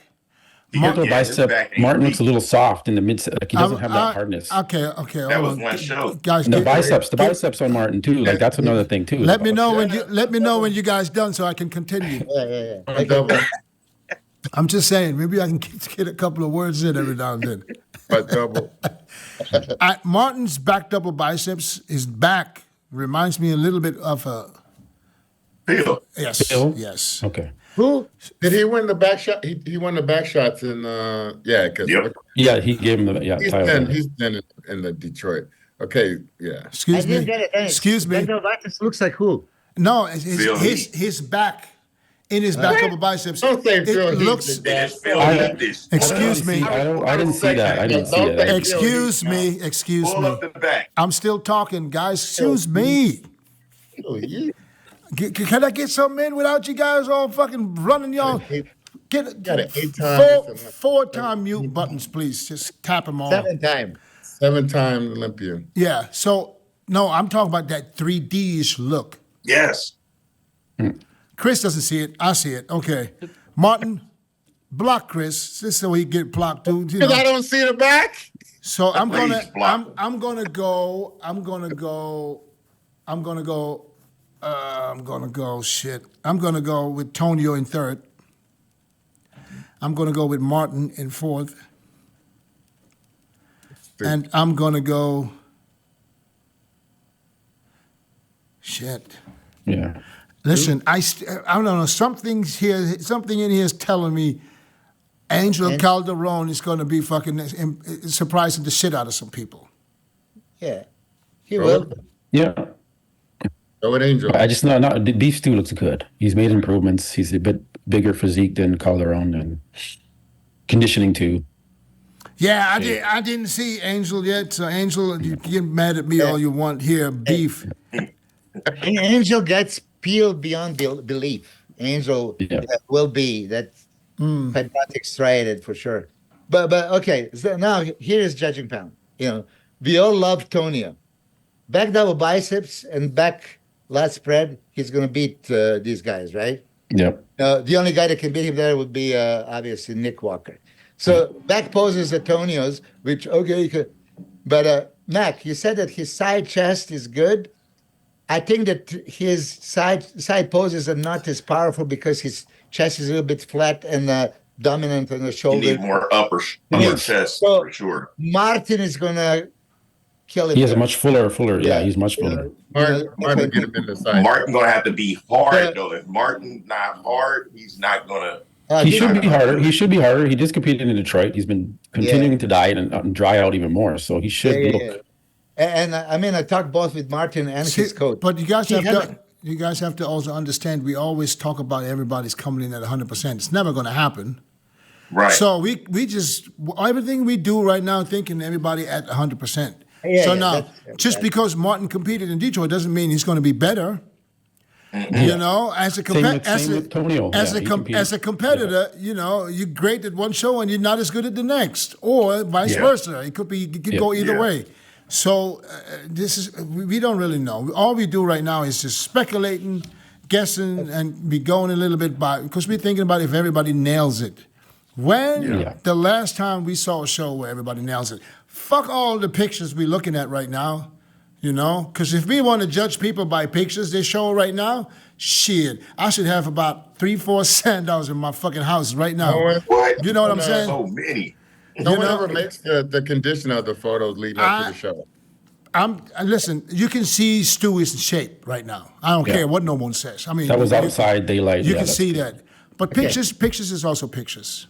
But Dennis, okay, you guys are also coaches. So think about what will coach want to do for Martin, and what the coach of Quinton or Tonio, what they're going to try to do for the New York. It's going to be a freak Nick. To beat Nick, you also have to be big full. Okay, so they're going to push a little bit, maybe, right? So there's a risk that some might not be super conditioned because, you know, notion. Okay, Quinton, I already said it. I don't think he's big enough. So Quinton's only chance is if he nails it like a motherfucker, like, you know, super cool and dry. Then we're talking anything goes. I think he's going to be super dry. He's already. I think Matt knows in order for him to get second, he needs to be super dry. Dried out. Dried out. And it's come with that card. Keep in mind, it's the same coach. I mean, he wants both his guys 1 and 2. Yeah. 1 and 2. That's true. Yeah. You know, it's kind of weird. Now you're thinking, Milos. I see you thinking. Listen, I'm a hugest fan of Quinton as a person, also, not just a bodybuilder. So I would want him to succeed. But really special one day, this guy. Yeah, he will. He need about 2 years. Special to be first or second? I don't know. Look, Martin was not giving hell to Andrew Jack last year, in Texas. It's not, for me, it was not close. But when you do pound for pound, thickness and muscularity, right? These shorter guys create the illusion of much more size. You know? But he tried to come in bigger this year, Milos. I feel like he had a little bit more cuts or more separation when he was a little bit smaller. If you look back at some of the photos. Who, Martin? Martin, yeah.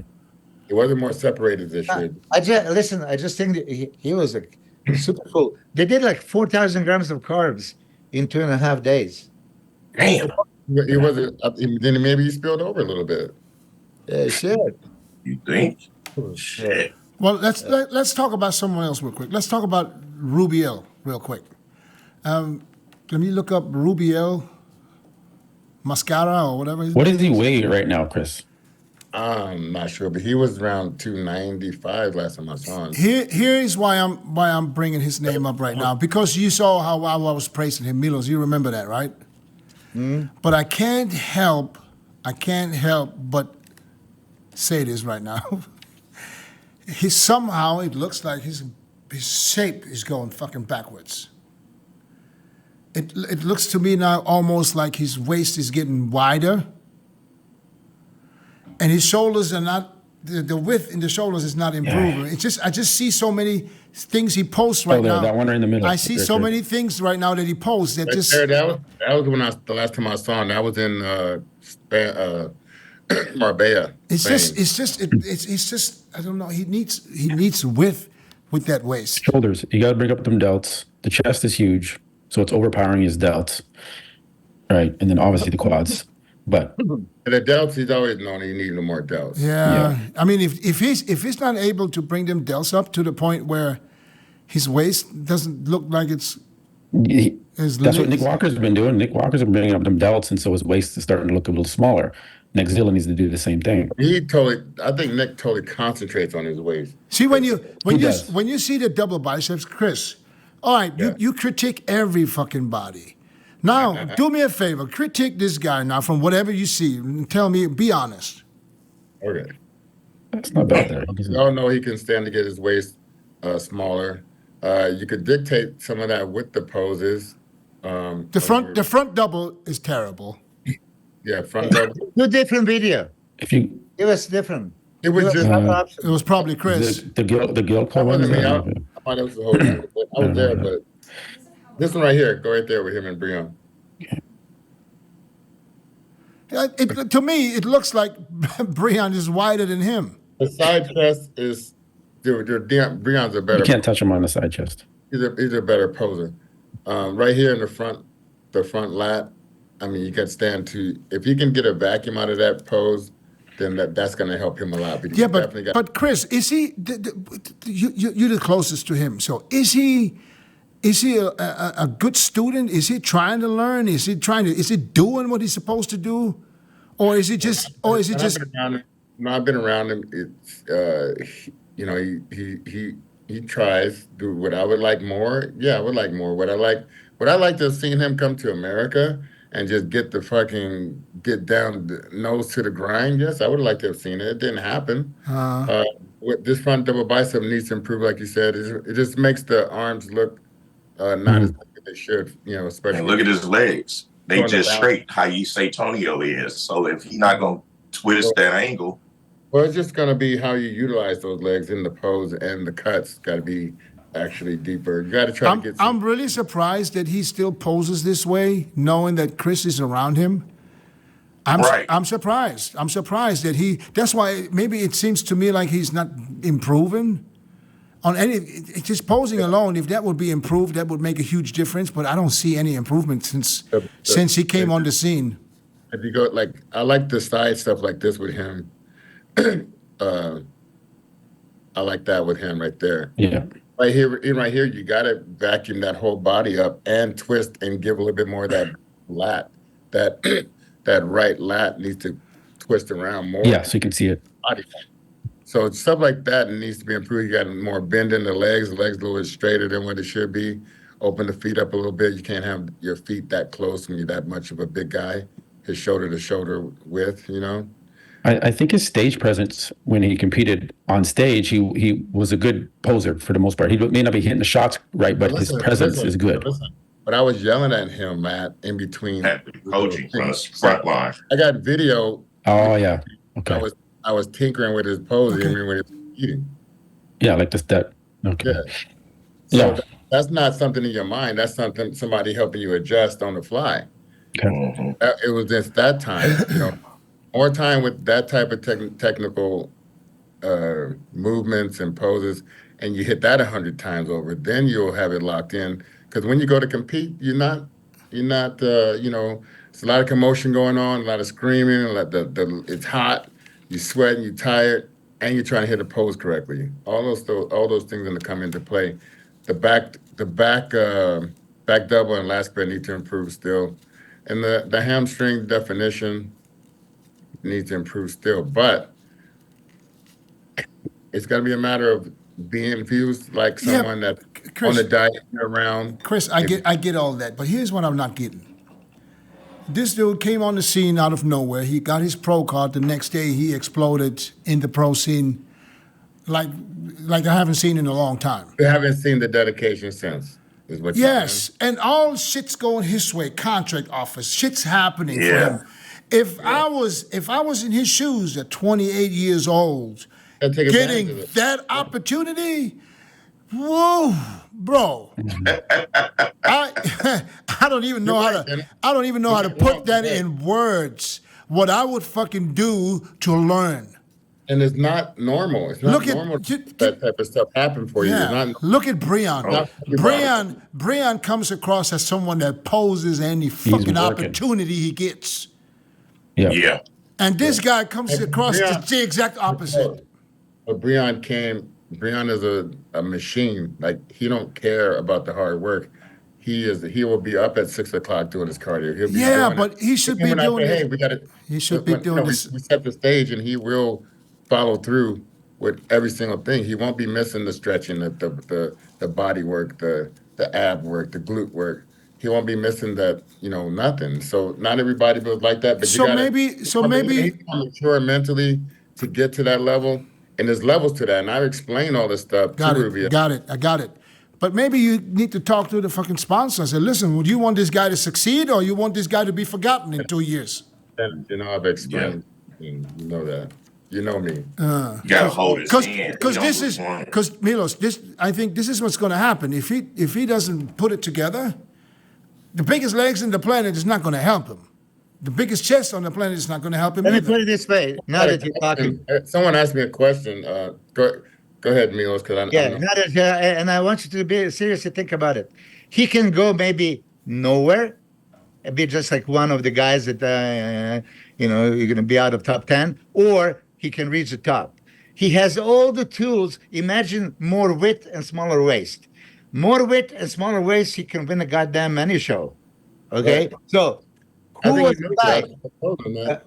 Who was the guy that recently we talked about it throughout the whole year last year and even coming into Samson. Hampton. this year? Okay, but no, hold on. Anybody You else? didn't get me. Who was getting like kind of blockier waist judgment? Like he's getting blockier. Nick. Hadi Chopin. Oh, Hadi, Hadi yes, Chopin. yes. Hadi Chopin, and he came to the Arnold Classic. It was woo, like we tapered all this shit. Mhm. Do this for Rubiel, and Rubiel is like skyrocketing anywhere. Okay, as Matt, you said, he needs more shoulders. He needs a bit more width, and then he needs to pull Hadi Chopin control of vacuum small waist in every pose, every angle. Milos. I know that, but From this, the mind. It's the mind that That needs mindset. Is he capable, Chris? Is he capable of getting it, or is he not? capable. Is he not? Capable, yes. If he does, but Mind-wise, I'm talking about the mind. Do you think he has the mind for it? You would know. Nope. well, the thing is, he's young. He's just learning. He only did one pro show, and it's a lot on his plate now. I mean, here's the thing, Dennis. Someone asked me the question the other day. A guy you know very well is locked in mentally, and that's Dorian Yates. And he said, Chris, he said, when we're in Spain, he's like, does he want to be a bodybuilder or does he want to be a freak? That was a good question. And that's one thing that he's going to have to answer that. Do you want to be a bodybuilder or do you want to be a freak in the sport? Freak in the sport, I think he's a freak in the sport. Being a bodybuilder, like a locked-in bodybuilder, year-round bodybuilder, that's what's going to take. And everything's serious. There's no backing off of a set, or there's no, you know, I could tell you he can work hard given the chance with the posing. He will do that. He will go round for round, round for round. That's all good. You know, he'll do that. You know, the training can always improve. It's going to need to improve if he's going to get where he's going to get. Can he get there? It's going to be up to him and what he is willing to do and willing to see as far as your cardio intensity, your training intensity, your posing intensity. All these things need to be locked in, and that takes a special person, and not everybody can do that. I just hope he is that guy that can do that. I hope so. Well, he linked up with the new coach. Do you know this coach? I know who that is. Menace does. Very good Yeah. coach. But Yeah. I don't think it's Espin a from perfect Spain. coach. I don't think it's a great training coach. Yeah. I don't know about his. I don't know about. I coached that guy one time. Maybe. I know what Dennis taught him. But You don't want to show. You coach the coach? Yeah. You don't want to show. I don't think we ever went to a show. Uh, I don't think so. I don't remember, to be honest. I can't remember if we did a show or not. I don't think so. I don't know. There was just some protocols exchange. I'm trying to find a good picture of a Matt, and then Mac. Mac, you are doing nationals, right, or USA? No, he's a pro. Damn pro. Who? Damn pro. Oh, yeah, sorry. Oh, you went too far back on the Instagram. You went too far back on the Instagram. Sorry about that, Mac. Yeah, shit. I don't know. Wrong info. Yeah, what I was thinking. Want to get away? No, I wanted to get you guys to get the good pictures of these two guys. I mean, it has the tremendous bodies. Who? Yeah. Do you know that Matt was competitor and he had that super shapely physique? You probably don't know, Dennis. No. I met Dennis. I met Dennis at the Europa Phoenix. Remember the Phoenix Europa back in the day when those expos were happening? I met you there. We got a picture together. I met Chris at Gold's Gym. I got a photo with you there, and I met Milos at the I think the Olympia one of these times. So I've met all you guys too. Was that cool? Or was So- that So Mac is pro, and Matt, are you pro too? It's different in Canada. I'm a two-time Canadian nationals champion. I won my class, but in Canada, if you win your class, you don't get your pro card. So you want? So, is it the NPC or? No, it was CBBF nationals back in. That's when I was competing. So it's a different federation. It's a Canadian federation. It leads into the IFBB, just like Quentin got his pro card. The same, Oh, okay. So it's the IFBB Same Pro thing. League, but Yep. in Canada. Okay. but it's way more strict. If you win your class, you're not getting your pro card. Oh, in the US, that's you win your class. I'm glad it's like that. That's what it's supposed to be, man. Less pro cards up. Yeah. yes. Look at all the pro cards now. People, Well, I was going to everybody's ask a you pro. guys this question too.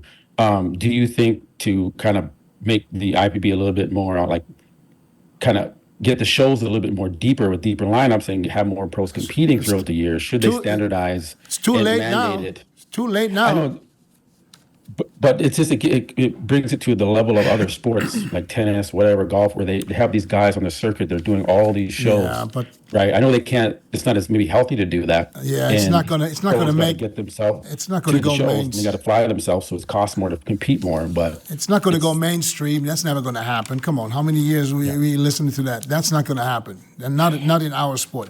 And to cut down pro cards now, it's not possible anymore. You have to understand those pro qualifiers that are worldwide right now. They attract the athletes go because there's a chance of turning pro. And, Well, and a lot of if I revenue. give second place, if you no, there's no second place pro cards Is there anymore?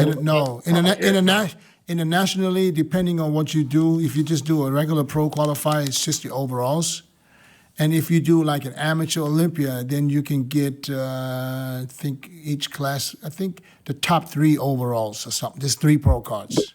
I think the North Americans you get if you win your Yeah, class. here in the U.S., yes, you can. Yeah. I remember they had. I think it was a nationals one year where they gave top 2. Yeah, that's second place. Yeah. Listen, I was in Japan when they had the Japan 4 class winners. Okay, 3 were getting a pro card. Yeah, So the overall, out of 4, just one guy didn't win, right? I mean, that's way too much. That one guy had to go home like, God damn it. God damn it. Man. There's only one loser today, and that's me. Yeah.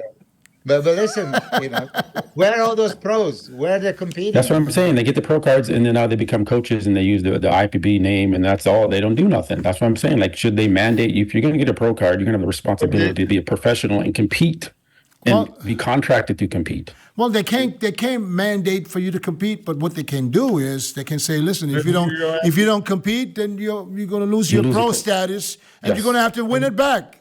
Yes. And I always want to get an IBB pro. That would be an idea, huh? Let me put I all always want to be have that. Yeah. Yeah, I think it's more so because Dennis, we're in a time now. People are literally going to the gym, taking a photo by the dumbbell rack, going in the bathroom, and not even working out. Not even working out, and then leaving just to get the content, just to post on their shit. That's where we at today. Milos going to put us on the spot. Milos, go ahead. Yeah, I was going to ask you. You can only name one guy, best bodybuilder on the planet Earth for all time. You can only choose one, best of all time. Each of you, best of all time. There are many. I still think Ronnie Coleman's the best about. Like, there's just no one that can touch him. His training, his work ethic, he's addicted to what he does. And he's not going to stop until he's okay. But Just because somebody's addicted doesn't make him the best. You mean doesn't make him the best, but I think that's what made him the best. He was just he couldn't get enough. His style was detrimental. It's trash. Yes. Okay, Milos, is the question regarding who you think the best bodybuilder is on stage, or the best personality or person or whatever? But not personality. It's not personality contest. So the best body. Best bodybuilder of all time, you can only choose one. I would choose Lee Haney. Okay. Yeah, yeah. Because Lee Haney was, for me, the most dominant one of all bodybuilding Mr. Olympias. Lee Haney is the only one where you can't say, oh, he should have lost that one, or he should have get. Everybody else, yes. You can see, Dorian was questionable. Ronnie was questionable. Phil was. And next to Lee, Phil was the most dominant one. Only one. Okay, so I think the only one. Dorian. I think Lee had the most wins that was dominant. I think in 1990 he slipped up just a little bit when they had the drug testing. I know, but he still was the best. Yeah, still the best. And then came out 91. I think that was actually good for his career to have that clean out year, because then he came back with a vengeance in 91. Yeah. Came out his absolute best. And then, I wish I could have seen 2 more years. That would have been awesome. All right, let's you all answer the question. You got my name. Who you got? Mac. Just overall with what they done, I'll say Dexter. If we just look at stats, regardless of a Mr. Olympia title, because he have one. Mac, let's not go by stats. Let's just go by who do you like as a bodybuilder the most. Not his stats, and if it could be someone that never won the Olympia, at one point. I'm going with Dexter. Dexter. Because he was the little guy. Okay. I would go Lee Haney. I'm with Dennis. But now, which physique from which show? 98 Ronnie Coleman, or 2003 Ronnie Coleman, or 1991 Lee Haney? The best Lee Haney against best Ronnie. Who wins? A different time, though, man. Yeah, the size. I know. No, because Ronnie was 240 something at one time. Here's the thing. Let me explain something real quick. With Ronnie, he spent a lot of years with some of the smallest legs in the lineup. Don't forget about that. He wasn't always what you saw. How he got there, I don't know. But he got there eventually. But it was a time where he was standing with his legs so close together because very felt inferior down below. You never got that with Lee Haney. Lee Haney was a champion as a teenager, a national champion, Olympia champion, and never lost after that. Never lost. Yeah. And when you say 1990, you dominate from a young age, and you finished. So are you saying, Chris? Are you saying that your guy is also Lee Haney then? Yeah. Oh, because before I thought you said Dorian. I said Dorian was like, as far as like did something with his body, the mindset year after Yeah, year. yes. Leaving the party that he do after every win and going straight back to doing legs and blowing that body to them. Yeah. No doubt, But, no doubt. The yeah. most determined Yeah, was Dorian. But if you're talking about just physique wise, put him on a stage, he's going to win that show.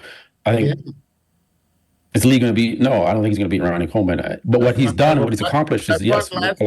That Frank Lasper will beat Ronnie Coleman's. Oh yeah, anybody. The only one that could stand with Lee Haney on the front last part was Dorian. And listen, not to mention, Lee Haney didn't destroy the look. I mean, Ronnie destroyed it. You're right. Yeah. Kept that shit tight and high and tight, dog. Yeah. Think about that. Yeah. I think we can all agree that Lee Haney got literally better every year. Yeah. But listen, Can't go with that. I mean, hey, Chris and Mac and Matt, Dennis and I talked just a couple of days ago about all the Olympians who really deserve all the titles and who didn't. And then we thought about Lee Haney deserve absolutely everyone. That 1990, he was just not overly dominant like in previous years, but he was still the best guy. Phil Heath dominated right? There was never. But the field wasn't the same, though, brother. The field, after you go back, we would leave in some of those Olympias, Milos. We're like, but the midsection was starting to get a little round and stuff. Yeah, listen, we're not critiquing the physique now. We're just talking about the wins. How many times did Phil win the Olympia? 7 times. How many times was it questionable? 2 or 3 times. What did you tell me when? Like even Phil. All right, no, give him the floor. Tell me the 3 times you thought Lee Haney, Phil Heath should have lost. I think it was in 2017, is it? Or Don't 18? say, don't give him no ideas. Let him talk. Okay. Yes, he remembers. Well, the final kind of 2 Olympias he did, I think his body was starting to kind of feel it a little bit. Okay, and the midsection, he had the hurt, like the belly button issues, and the gut was starting to stick out, and that's where like he's starting to lose that look. Okay, so who beat him? Who do you say who beat him? And who beat him in the last 2 Olympias? So you don't even know who beat him. Big Ramy. So you don't even know who beat him. Yeah. Ramy, but also, Come on, man. Ramy in 2017 was Ramy, yes. Yeah. But if you compare Ramy and Phil, yes, Ramy is fucking bigger. He was bigger than everybody since 2013. Hold on one second. Hold on. So Ramy was bigger, but he didn't have that condition. Right. So he didn't have that condition. But Ramy turned around and it wasn't Phil. The detail in the glutes, in the hamstrings, in the front, the quads was questionable. If you look back at some of the photos. The question, the thing was not, I'm not saying he was perfect every year. Nobody was perfect every year. But when you look at it, let's take Dorian, for example. Dorian was a 6-time Mr. Olympia. How many times do we hear people say he should have lost to Sean Ray, he should have lost to Kevin Levrone, he should have lost to NASA? Where's that conversation coming from? These guys didn't have that. That's what I'm trying to say. Yeah, that's what I'm saying. That's what I'm saying. That's all I'm saying. I'm not saying that. His waist was getting worse. They were saying that when Sean, they said that with Kai, and they said that with. Kai Green too. There's another thing. Kai never was close enough to beat Phil. Yeah, but he was not. He never was close enough to beat Phil. He was. He was getting there. It was getting. If you brought the look from the Arnolds, to the Olympia, he could have challenged the shit out of Phil. But overall, I only seen one time when it was really close and a hard decision was when Phil and Dexter. I forgot what year it was, but when Dexter took second to Phil, that's the only time it was really close to where it was like. I think it was 2016. I think.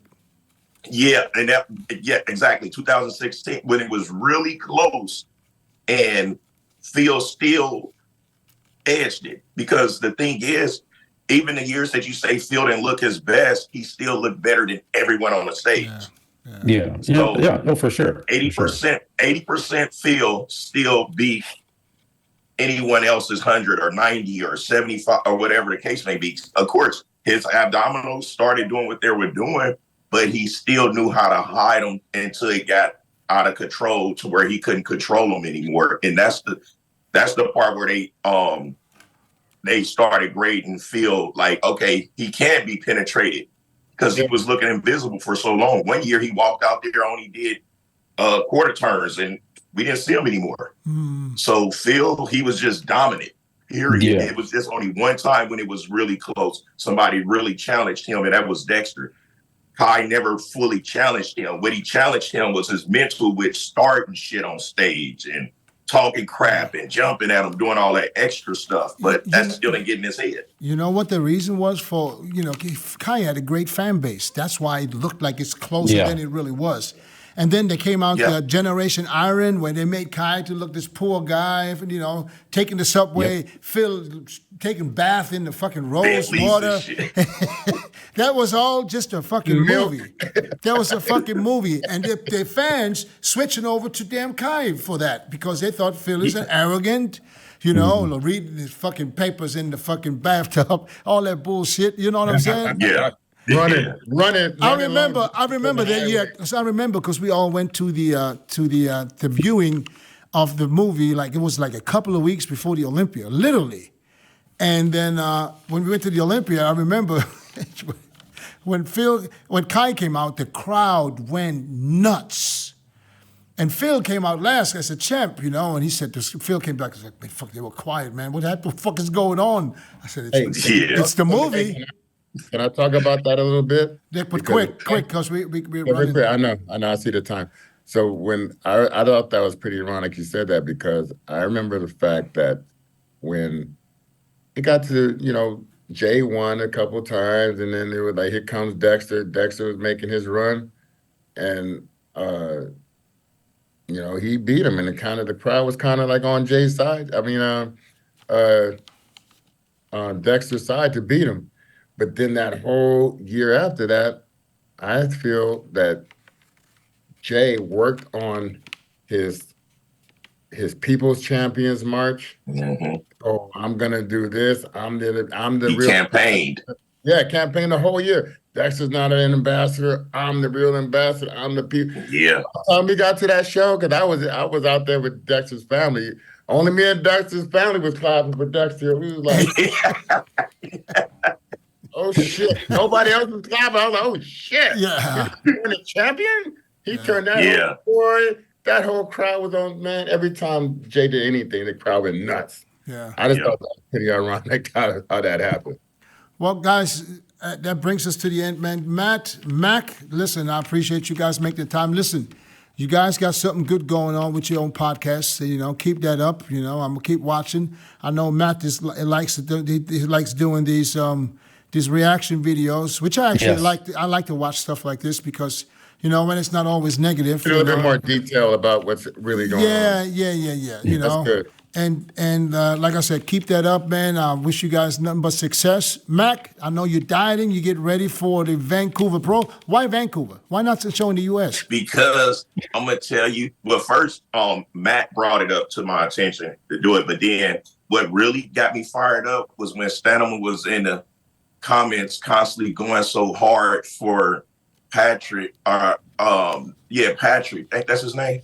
Yeah, Patrick. And, he was going so hard for him, and he was attacking everybody that was leaving a good comment behind my name, like he forgot what type of person I am and everything. And I was like, what?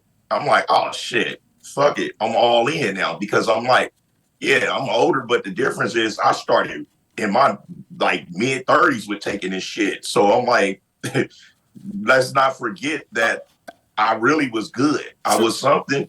It's just I have had a lifestyle to where that I was juggling too much. So when I realized and found out that he was going to do the Van Pro, I said, fuck it. Let's just see, because I'm coaching myself. Let's see what your coach is doing that good and stand next to someone that you said words don't hold weight. And let's see what I put together, So So What you, date is it? yeah, July 14th. It's July 14th. So, so I'm gonna you get just out there. so you're just doing the show because he's in the show. Yeah. So are you doing another show afterwards, like the Tampa? Yeah, Tampa? I'm doing 3 shows this year, but I originally had plans to do the Cal, then the Toronto Pro a few weeks after that. But then I was taking too long to get on my gear, So I was like, damn, okay, if I'm gonna do it, I need 12 weeks to fully jump on shit and just let my body grow into this damn shows. So once we had made a rebuttal video about Patrick, and I was like, he's just a fucking liar. And Stanimal didn't like it. And then that's when I realized that he was getting coached by dude. I'm like, let's look at it from a non-biased eye. I'm like, because a lying person always forgets shit because they tell so many lies. I'm like, and Milo's stories are always the same. I'm like, he's always transparent and he's always spot on about shit. I'm like, he still have protocols from years and decades ago. So you cannot challenge someone saying they're a liar when it's that type of individual. So when it just was too much back and forth, I said, fuck it. Stanimal, I love Stanimal. That's my brother. You know, I have a lot of respect for him. So it's like, I want to stand on stage now with him. You know, we around the same height, around the same weight, but I know I have some strong areas that I can display. It's just now I'm just homed in for that. And I've never been homed in for shit when it pertains bodybuilding. I'm like, I did just enough because I was good, not to be, you know, so I didn't really home in. So now I'm making sure I'm posing every day. I train 7 days a week because I'm like, long as I can recover just enough, I don't need to do 4 days, 5 days, 6. No, I'm doing 7 days a week. I'm posing every day as best as possible. And the little bit of cardio I can get in to do without burning my muscle, I'm doing that. And I'm using them as a carrot on a stick. I stated it, I mean it, and I have nothing to lose. There you go. We wish you They nothing do but more the best. training than- Chris, Oh. Hey, one more shout out. go ahead. Mike, Go ahead. one of our listeners wrote in. I told him I was going to shout him out. This is Mike Holder, thanks for listening. Keep coming back, and we enjoy you watching and commenting. You should do the outro now. Come on.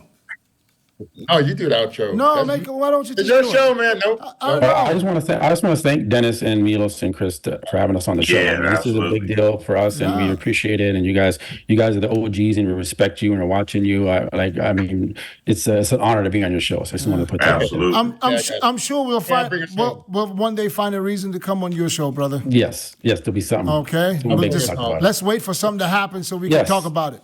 Yep, 100%. We know All something right. gonna happen. You guys be safe, man. Yo, God bless. Peace out. All right, peace. All the best. Man. All right.